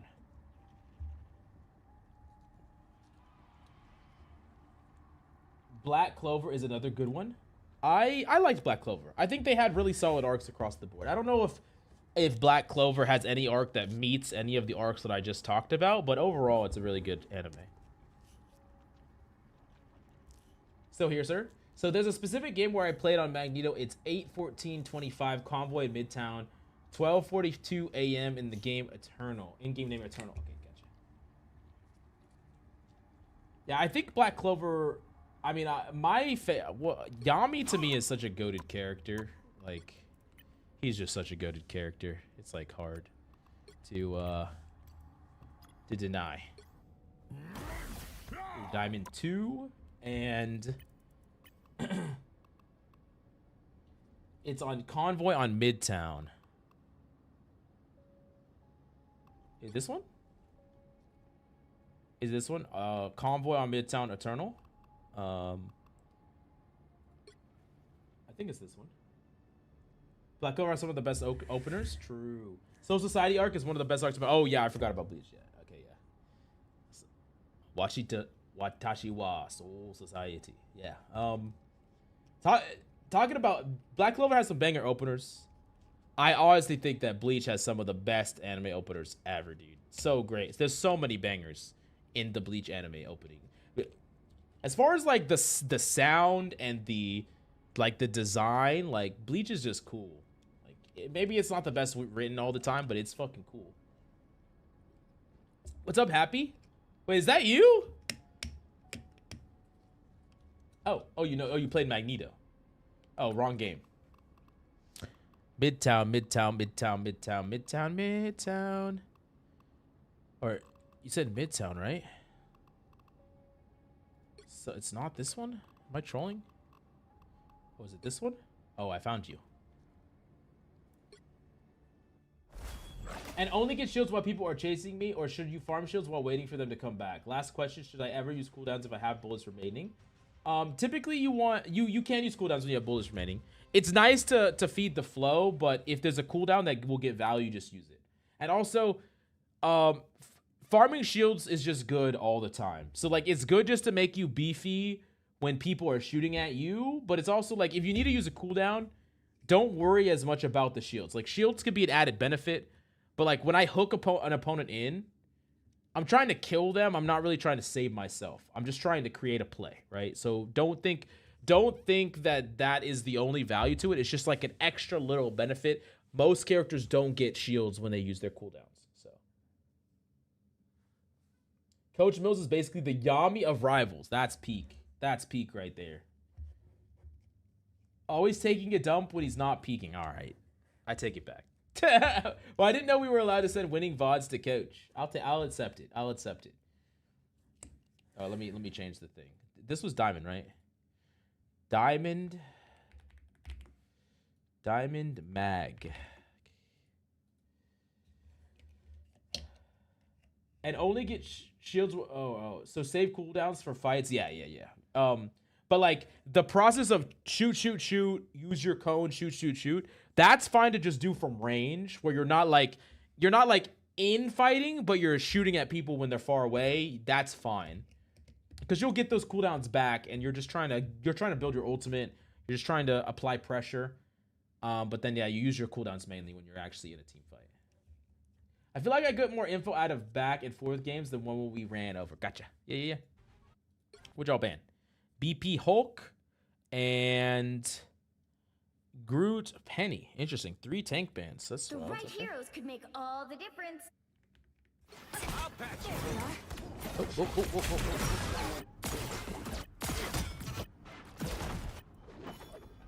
The battle starts in You 5, have 4, 3, 2, 1. now Coach thinks I'm a trigger happy totem dropping list. I don't, bro. I just have high expectations, bro. You got this. I have to make a big deal about it because it's important. And in like 2 weeks, I want you to message me back that says you got to Grandmaster or Celestial. I gotta make a big deal out of it. Okay. Anyways, let's keep focusing. So I will say that this is a person that you can be contesting, and I think you're pretty good at contesting them. It's like this guy is kind of running your pockets in the back line, and no one is looking at him. He killed your Iron Man. He's about to kill your cloak. Okay, he didn't kill your cloak. But like no one sees this guy. He's invisible. You could turn around, just stun this guy, kill him really easily, bubble your team up. Like there's a lot of counterplay you have here, right? So you can easily do that. All right, peace out, Coach. Thanks for detoxifying the community. Of course, Tribal. Of course, brother. Catch you later, man.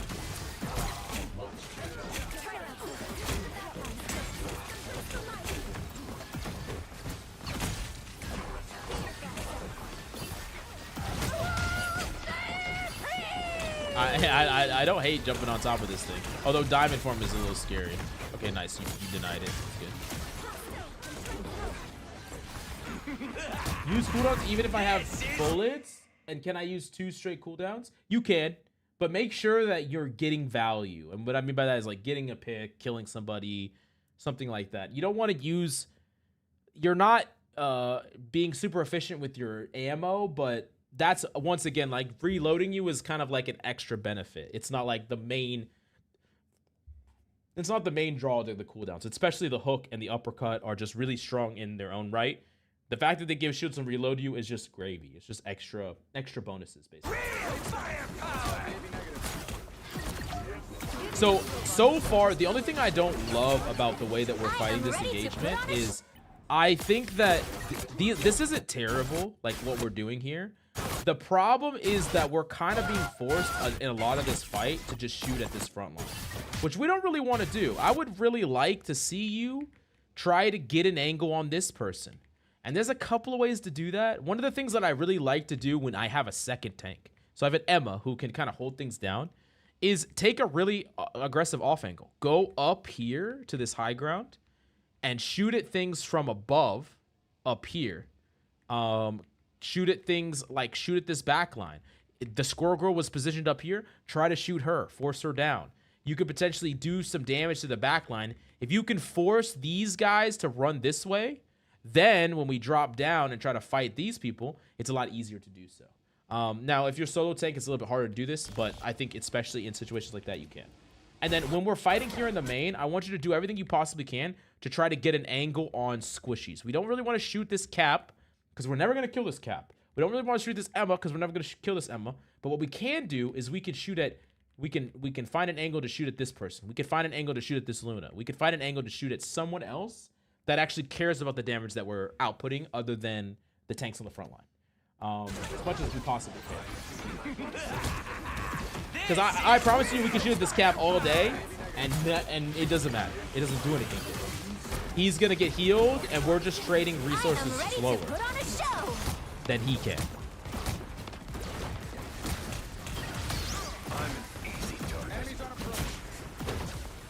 But really, I think we should be trying to blitz this, like, to destroy this Spider-Man every time he comes on our backline. Pause. Because he's kind of getting away with a lot for free. And if you just stun him once, he's still going to die. I think maybe a little bit too close here. So, like, something else to consider is once you use your bubble cooldown on a teammate, which I think is a good thing to do, you're very vulnerable to this Emma. Like, diamond form is really scary if you don't have bubble to keep you alive through it. So once you use it defensively, I need you to back up and position more defensively, right?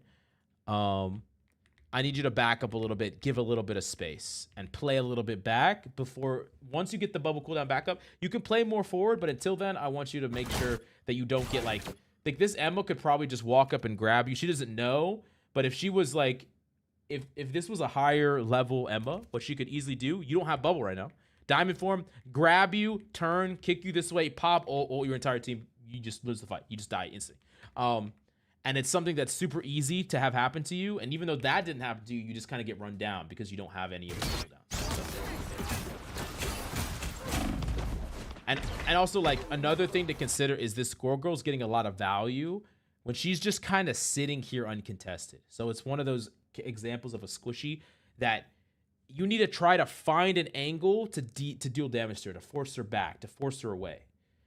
You can shoot at these two all you want and it's not going to do anything. But if you can force this squirrel girl to run away or back up, that's how you can actually create space here. That's how you can actually get progress on the cart. So yeah, anyways, let's keep going.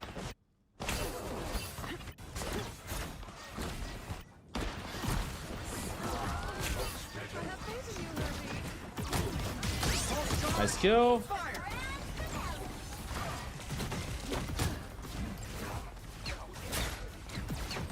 Let's shoot this Luna. Luna all day. Don't run away. Run at him. Whoa. So right here. You see this Luna? Run at this Luna or this rocket, either one. But let's push these supports. Let's push them. Don't let them get away for free. Either force one of them to use an ult, which right now they actually don't have, or chase them down and kill them.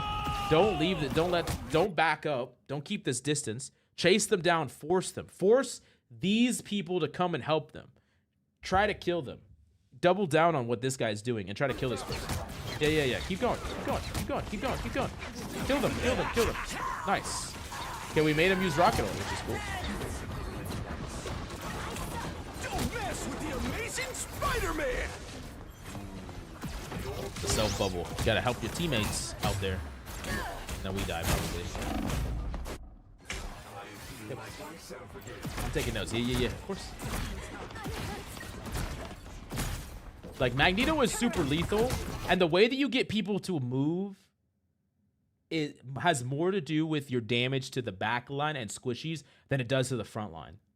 Because reasonably, Magneto fighting a tank, like if this was a game where it was like a free-for-all, tank free-for-all, Magneto might be the worst one. He trades damage against tanks really poorly.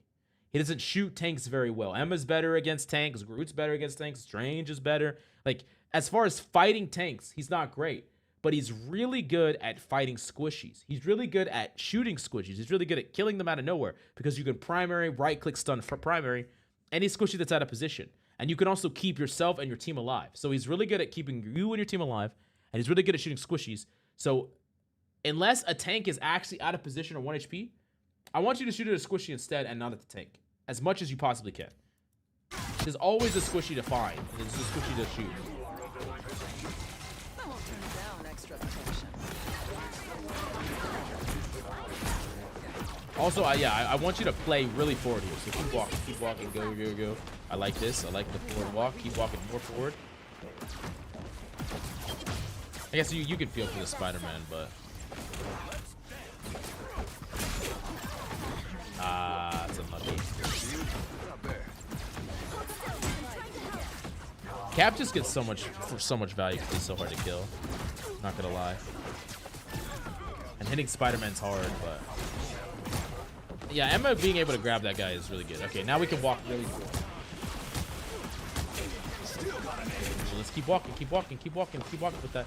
That Luna's out of position. We can kill it for free. I am ready to Nice. put on a show. Okay, now they have no Magneto, then they have nothing to protect it. You can pop your ult and kill that. If you want to, you could pop your ult and kill that really easily.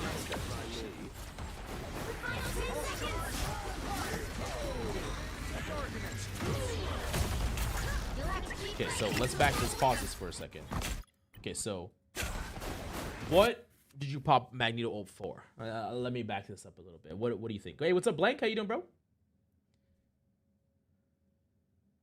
Blank, I'm not gonna lie, bro. We might have to do your VOD another day. We might have to continue the rain check.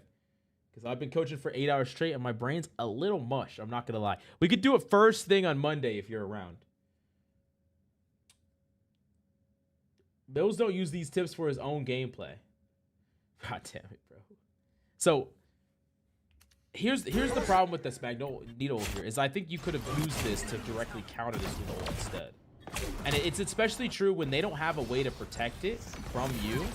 Because if we look at their team composition, they don't really have it. I think I popped it to kill Luna, but I'm not sure why I didn't kill her. Okay, yeah. So this is great. So a couple of things. The first thing that you need to do in order to kill Luna is you need to break that overshield. It's broken instantly.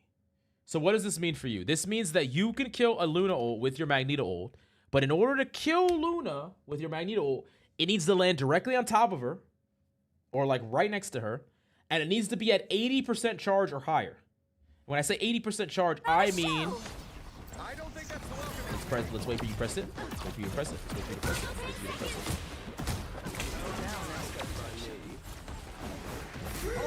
I mean, when this is about 80% through. So like when it's like right about here. You see this right there. Keep that in your mind. Right about here. Yeah, 80% timer. When it's almost completely done. This does not matter, but if this is high damage, like 80% or more, you can throw it early. But most of the time, you can wait all the way there. Hey, catch you later. Catch you later, ZXLO. Yeah, have a great night, man. If you're streaming Monday, I'll pop in after I'm done with work. Yeah, that's perfectly fine, Blink. That's perfectly fine. And so, but the more important part is about how to get it on top of it. It's hard.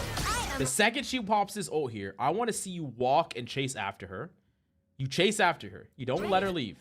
This is popped. We pop our ult right here. And the entire time, we're above her and we're staying above her. So she's ulting and we're staying right on top of her as much as we possibly can until we are at 80% and we throw that bitch right down on top of her head. So the whole time we're flying above her, we're trying to stay above her. She's going like this, we're following her. And then we throw it right on top of her head. We have 80% and we kill her through her ultimate. You have to make sure that this is broken though. You have to make sure the overshield broken. You could do it by shooting at her like 3 times and then pop ult. As she pops it, you chase her, you kill her. And if you did this in response, you could do it right away. Now, there are going to be some situations where this is really hard to do. They have a Magneto, they have Magneto Strange, like all this stuff can make it hard to do. But in this situation, they don't really have anything to block you besides this Emma ult that you can outplay that one little barrier. So the second she pops, you should pop. Not only does it deny all the damage and value that their team is going to output during the start of the Luna ult, but if you can cancel it, you can kill her. Maybe you can kill someone that's nearby her. You can basically cancel the ult as well. So yeah. You're diamond now? Ash, let's go! I'm taking credit. No, I'm just kidding. Good shit, good shit. Let's fucking go. Okay, sounds good. Have a good night, Coach. Catch you later, Blink. I don't think I've ever killed a ulting Luna, so I wasn't sure at the timing. Yeah. That's why I wanted to go over it with you, because it's really important to learn. It's actually so strong. And, yeah. Remember the important part is staying above the target. It's hard to chuck a Magneto ult far away at a Luna, because she's going to move too much. You need to try to be literally right on top of her. You got a Diamond 3 with Bucky? Let's fucking go. Good shit. Let's go. Man, everyone be ranking up. I like to hear it. That's what I like to hear. Okay. So yeah. Now, I don't hate popping ults at the end of a support ult with the intent to kill them. I don't hate it. This right here is not going to be able to kill that person just because it's too far away. That's all. But like, I think like, I don't hate doing that, but I think you should go for the higher upside play, which is killing the Luna out of her ult, right? Let's play to do that. Let's get better at doing that. Let's learn to do that, because there's going to be a lot of situations where that's legitimately super strong to do. Let's try to do that more. Let's try to play for that more.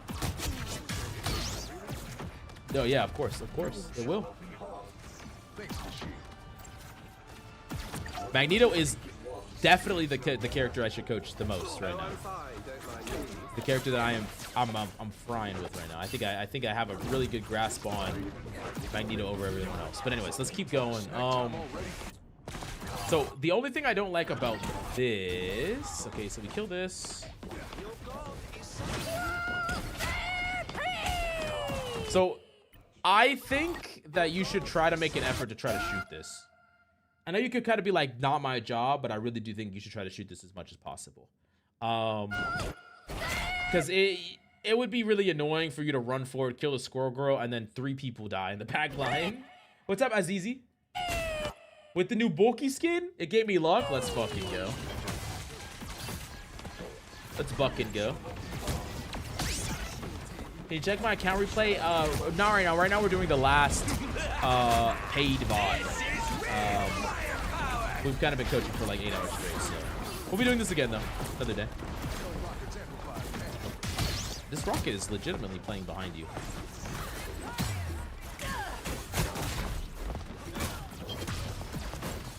But he's still behind you. He's chaos. This is chaos. Okay. Surely he dies. Oh, they're invincible. Okay, now I want to see you push past the cart. Let's see if you go for the further forward. So like, this is not something I really like.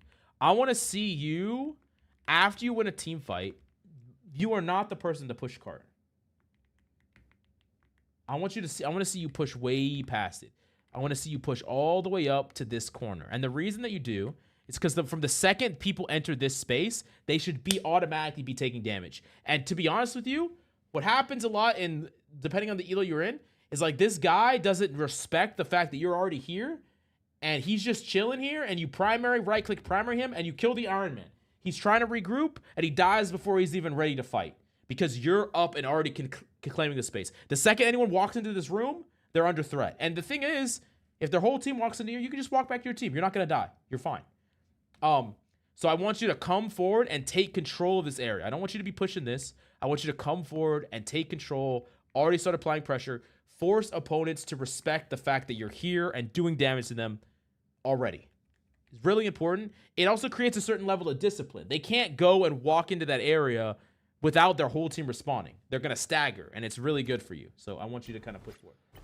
We're still doing VOD reviews and codes. What's up, Jaw? This is the last one, I think. And it would secure a ton of space, which is Tank's primary goal. Exactly. 100%. 100%. Don't mess with the amazing Spider-Man! Because notice, like, if we look here, like, notice how they got to fill up this whole area without being under any threat at all, right? Your Emma is pushed forward and applying pressure here, which is good. But it would be even better if you were also pushed forward and applying pressure. Like both of y'all were pushed forward and applying pressure. Granted, their Spider-Man did make an insane play, but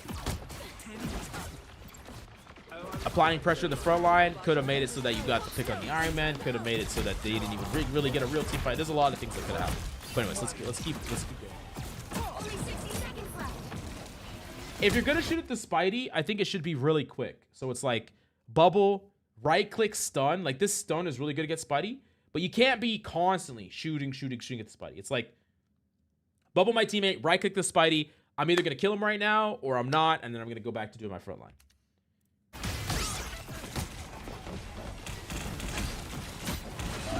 It also depends on, like, how confident you are in actually hitting the Spidey in a reasonable time frame.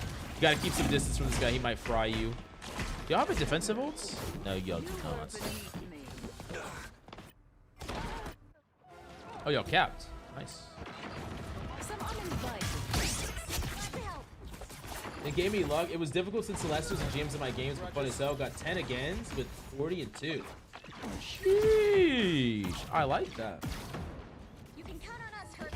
So like once again, same concept, right? We're not playing here. Let's go and already be claiming this corner. Like what we're doing, we're just giving up a lot of space for free. We're letting them walk into the space for free, right? We do not want this squirrel girl should not even be able to stand here because we are here. She should not be allowed to stand here without her tanks. Like it's our job to deny her ability to stand here. My name is Cheeks. I shouldn't shoot at him for very long. But do you see what I'm saying? Where how like this guy can only exist here because we are allowing it to happen. And the squirrel girl might randomly fucking two-tap on one of us squishies or whatever. Or just the fact that they're just allowed to just stand here without the threat of dying, allowed to stand here without, you know, and build their ultimates is stuff that we should not be allowing to happen as a Magneto player, right? Now, there's a fine line here because we're not trying to push into their team and die, right? We're always putting ourselves in a position where we still have line of sight of our team, or we can still back up if we need to. I'm not saying we push all the way over here. We're not claiming all this space, but there's no reason that we can't claim all of this space and then deny and fight over this space.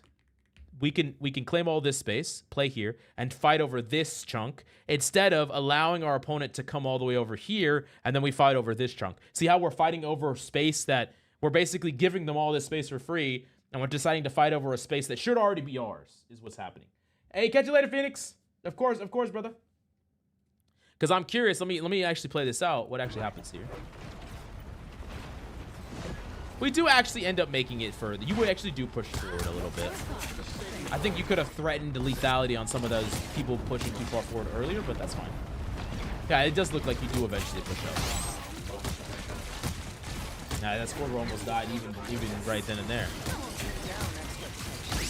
Curious what you're going to use your ult for, because I think that you can kill the Luna with her ult. Iron Man is a character that typically you want to hold ult for just to eat his ultimate. It's really easy to. You can also technically destroy the squirrel girl. Wait, you died? You can technically destroy the Jeff. How did you die? What did you take damage from?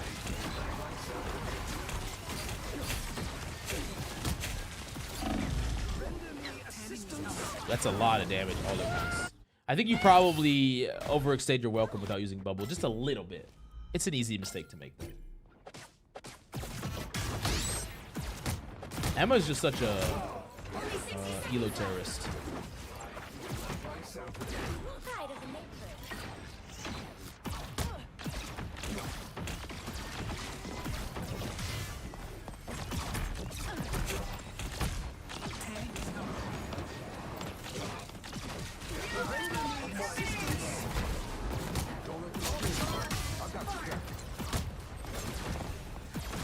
I like that. Let's push way more forward.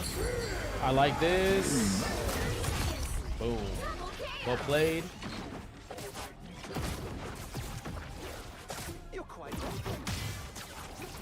Don't mess with the amazing Spider-Man! Close. Close, close, close. You might be able to still do it. I am ready to put on a show. Oh my god, they got so many ults. They got so many fucking ults.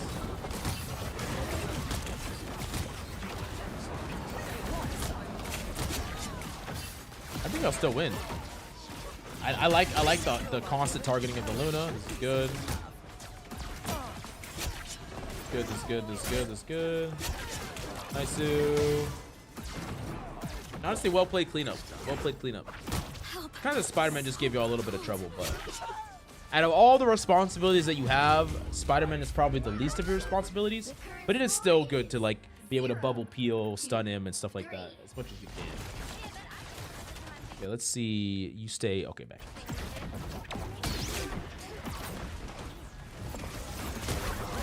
When running away from enemies, should I only use my bast if I need shields or all my cooldowns? I think maybe mainly your cones, the cones. You can use your uppercut to uppercut away because it's still mobility, and then you can just throw your hook out, but you don't want to charge your hook. You just tap it. You just tap it to give you shields. So yeah, if you're trying to survive, yeah. Like when you're running away from a fight, then all your abilities become shield abilities, right? So it's cool because these abilities can be used for a lot of different things. If you're trying to survive, survival is the most important thing. They just press the abilities just to get the shields as you're running away. Of course, you wouldn't. That's not the best way to use them all the time, but it is nice when it keeps you alive. So I kind of talked about this a lot. We want to make sure that we're keeping our distance from the thing. We want to make sure that we're not trading brawl damage with the thing as much as possible. So like when the thing is walking forward, I would like it if we're walking back. Don't allow the thing to fight us in his effective range when we could fight him in ours, which is further distance. So as he walks forward, let's walk back. Let's create some more separation between him and I, and then we can poke him out and force him out. That's what we want to do. So like, unless he uses all of his cooldowns to get to you, you ideally want to force, like you don't want him to just be able to walk up to you. You want him to have to use cooldowns to get to you, basically. Yeah,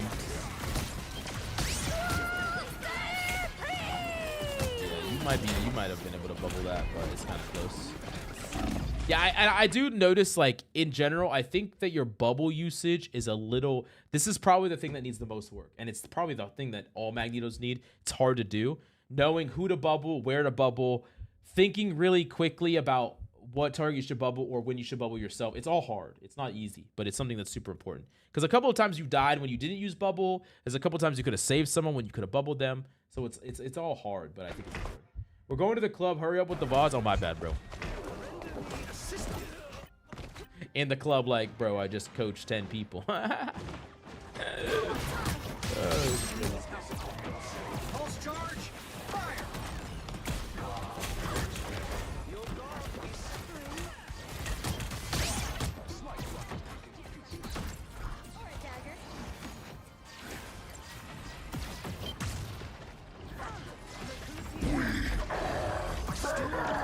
Like that would be a great target to bubble. Yep. Good, we're good, we're good. We can keep going. Okay, cool. Nice played. Well played. Yeah, I mean, a lot of your fundamentals are really good. Like, you play cover really well. Your mechanics are reasonably good.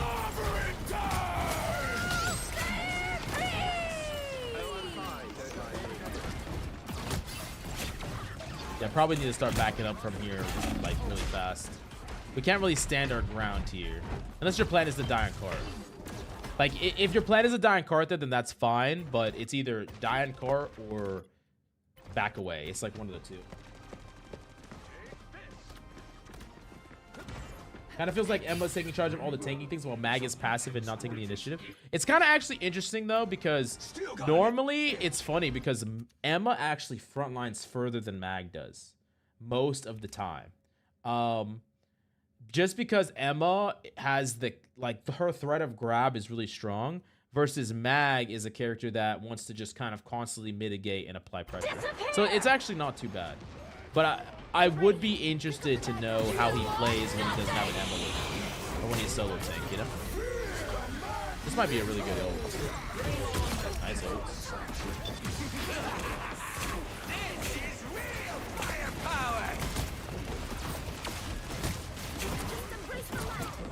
Like, you're kind of putting in the 9 to 5 mag, which I think is more than enough. Which is like not necessarily like you're not running around killing a ton of people frying, but that's fine. You're doing your job. But I do think that you should be taking aggressive like positionings a little bit more. So like here, this one's a little bit tricky because you don't know if your team's gonna anchor or not. But I do think that someone needs to pressure those supports in the back line if you want to win this team fight. If you don't pressure those supports, you're just gonna lose the team fight for free. Yeah. Vehicle reached a checkpoint. Keep up the momentum. Mag just moved like a grandpa too. Yeah.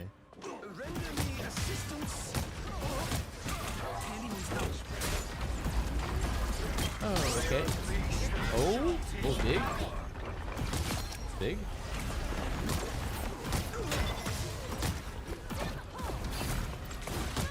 I like you poking this. Yeah, poke the squishies. Don't poke the pigs. Poke the squishies. Yeah, keep poking the squishies. Nice. Yeah, thing last. Thing in the order of operations. Thing dies last. Thank you. Stuff.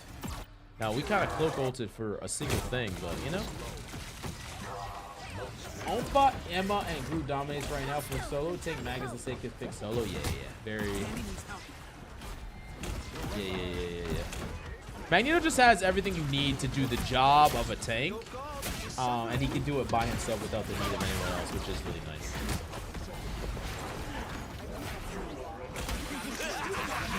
This is real firepower. Nothing wrong with this. Guys, I don't think you shot a single bullet at any of these Squirrel Girl ults. And they have gotten a lot of value. So like just keep in mind that you can kill them. You could break them really easily as Magneto. And you're one of the few characters that doesn't, like, you're not gonna die. Okay, so I don't love this ultimate, and the reason I don't love this ultimate is because we have too many people dead already. So like, remember, ultimates will overcome numbers disadvantage, but right here we're down too many people or it's gonna be too hard to overcome. We are down 3 people right now, and so popping this is now we're down 4.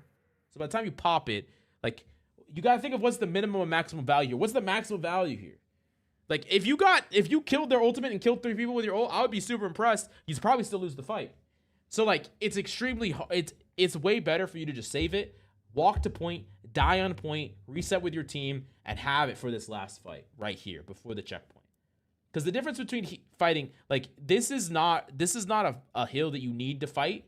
Like, there's a world where if they're about to cap the final objective, yeah, you'll pop it here even if your team is dead, but you don't have to do that right here because you can fight it right here instead with your Magneto ult. Now, I know because we could see the future that y'all win the fight without the Magneto ult, but I bet you it would have been easier to win it with, and there's a chance that you could have lost it with. You could have lost it because you didn't have a Magneto ult, because you kind of wasted it. So anyways. Only 60 seconds left. Hey, Pooh Bear, what's up? How you doing, bro? Almost there. About 4.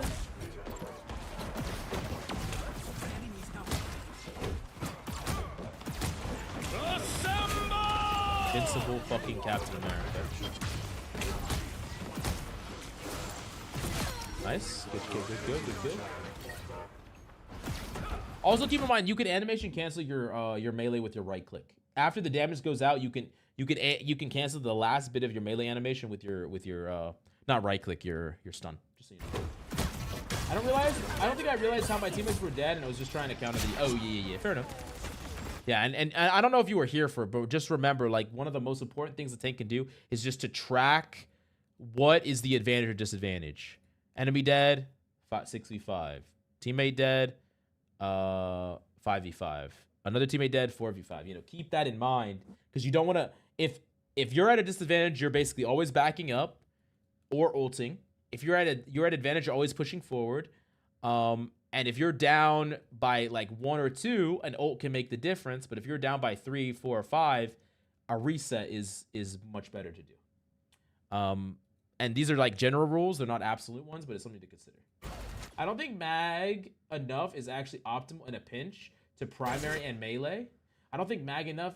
I don't play mag enough. Is it absolute optimal in a pinch to primary? So there's a couple of nice things about melee. The biggest one is you're not gonna miss, which I think from close range you can miss sometimes. Also sometimes it does conserve ammo and it can go through barriers. So if you're going through like a Strange that's 1 HP holding a shield, if you're afraid you're gonna miss, or you don't want to use your ammo, or you have to reload and you're afraid they're gonna get healed, it can be worth it. But I will say that sometimes it could be a bad habit where you should have just really reloaded, and instead of reloading, you just melee and they get healed a little bit, and you melee and they get healed a little bit, and you melee, and you're just like stuck in this infinite melee loop where you're never fucking reloading, and that person is never dying. That can happen.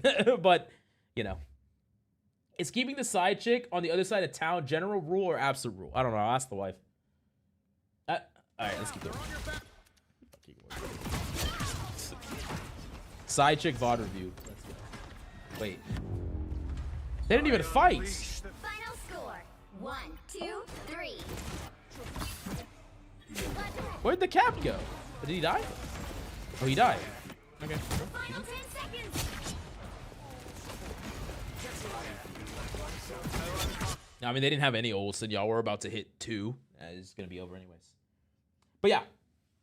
Overall, I do think that you played Magneto fairly well here. I think you need to be cognizant of trying to make sure that you don't get caught out of position and you are ready to use your cooldowns to protect yourself. I think there's a couple times with bubble usage you didn't protect yourself. Oftentimes that typically comes from the fact that you weren't backing up soon enough.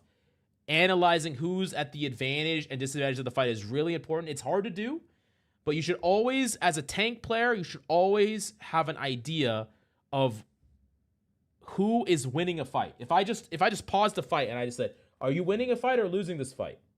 You should be able to tell me. You should be able to tell me how close it is. Who's at the advantage in any given moment. Because it dictates how you move and what you do. One of the things I often say, I said it last stream, is that as a tank player, you need to bring the IQ of the team up, okay? You're the IQ diff, okay? You're the brain cell diff, because we know your DPS players, the DPS players on your team aren't going to have any. So you're going to need to have them for the rest of the team. So there's a lot of things that you got to do as a tank that's hard, that's mentally hard. You have to think all the time. You have to think about how the fight is going to go. You got to think about how ultimate's going to be used. You got to think about how you're going to use your ultimate. That's what it means to be a tank player.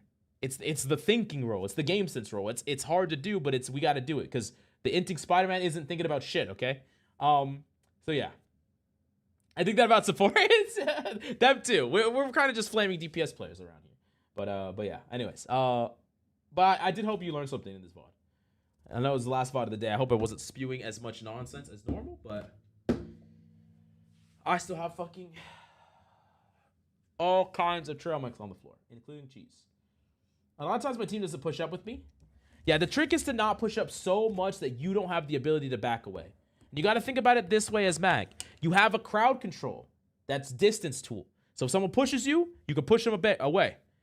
You have a shield that can take infinite damage. You have a bubble that can protect you from anything. And then when the bubble breaks, you get another piece of crowd control. So even if you're playing out like too far forward in front of your team, in a place that you might think is dangerous because your team won't help you or push up with you, you have a lot of tools to get back to your team if you need to. As long as you're not allowing yourself to get swarmed, you can stun somebody, you can shield away, you can bubble yourself, stun someone again, and by then you should surely be back to your team, right? I'm big flaming DPS players after my last match. Isn't every player doing that? Wait, doing what? Not thinking and running it down? True. True. All right, I think, chat, as much as I want to do more VODs, I'm not going to lie to you, I'm fucking mentally cooked. I think 8 hours, over 8 hours of straight VODs is crazy. I never have done this many VODs in a row, ever. And guess what? We're still on top 1,000. Let's fucking go. By the time we play on Monday, though, we'll probably be at a top 1,000. But that's okay. We'll hit eternity. Probably overcommitting to fights by myself, which is a problem. Yeah, there's a lot of Magneto is trickier than it seems. But yeah. See, look, he's my most played. 6 matches, 6 wins, baby. Let's go. Magneto. We have the same skin though. Fire skin. Best skin. Valid. First time catching you on stream. Appreciate what time I got to see. I appreciate you for coming by, bro. I appreciate you coming by. We'll do more VOD reviews in the future. We'll do a lot more VODs in the future. But yeah. Thank you for coaching. I get off work in an hour and I'll apply what I learned and rewatch the VOD a few times to get this push to GM. You got this shit, bro. If you have any questions, just let me know. Now time for 8 hours of gooning.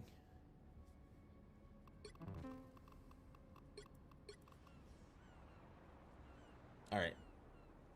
Chat, we're getting the fuck off of here. I'm gonna rate somebody, but we're getting the fuck off of here. It's cooked. It's over. I'm sleepy. I'm not even like an 8-hour stream is normally nothing, but I think an 8-hour coaching stream is just like, it's just too much mental, bro. Like it's just too much. It's like, it's a lot. It's a lot. Pergio? Yeah, I'm down. I was thinking the same thing, bro. It's like-minded. Per 6 my boy.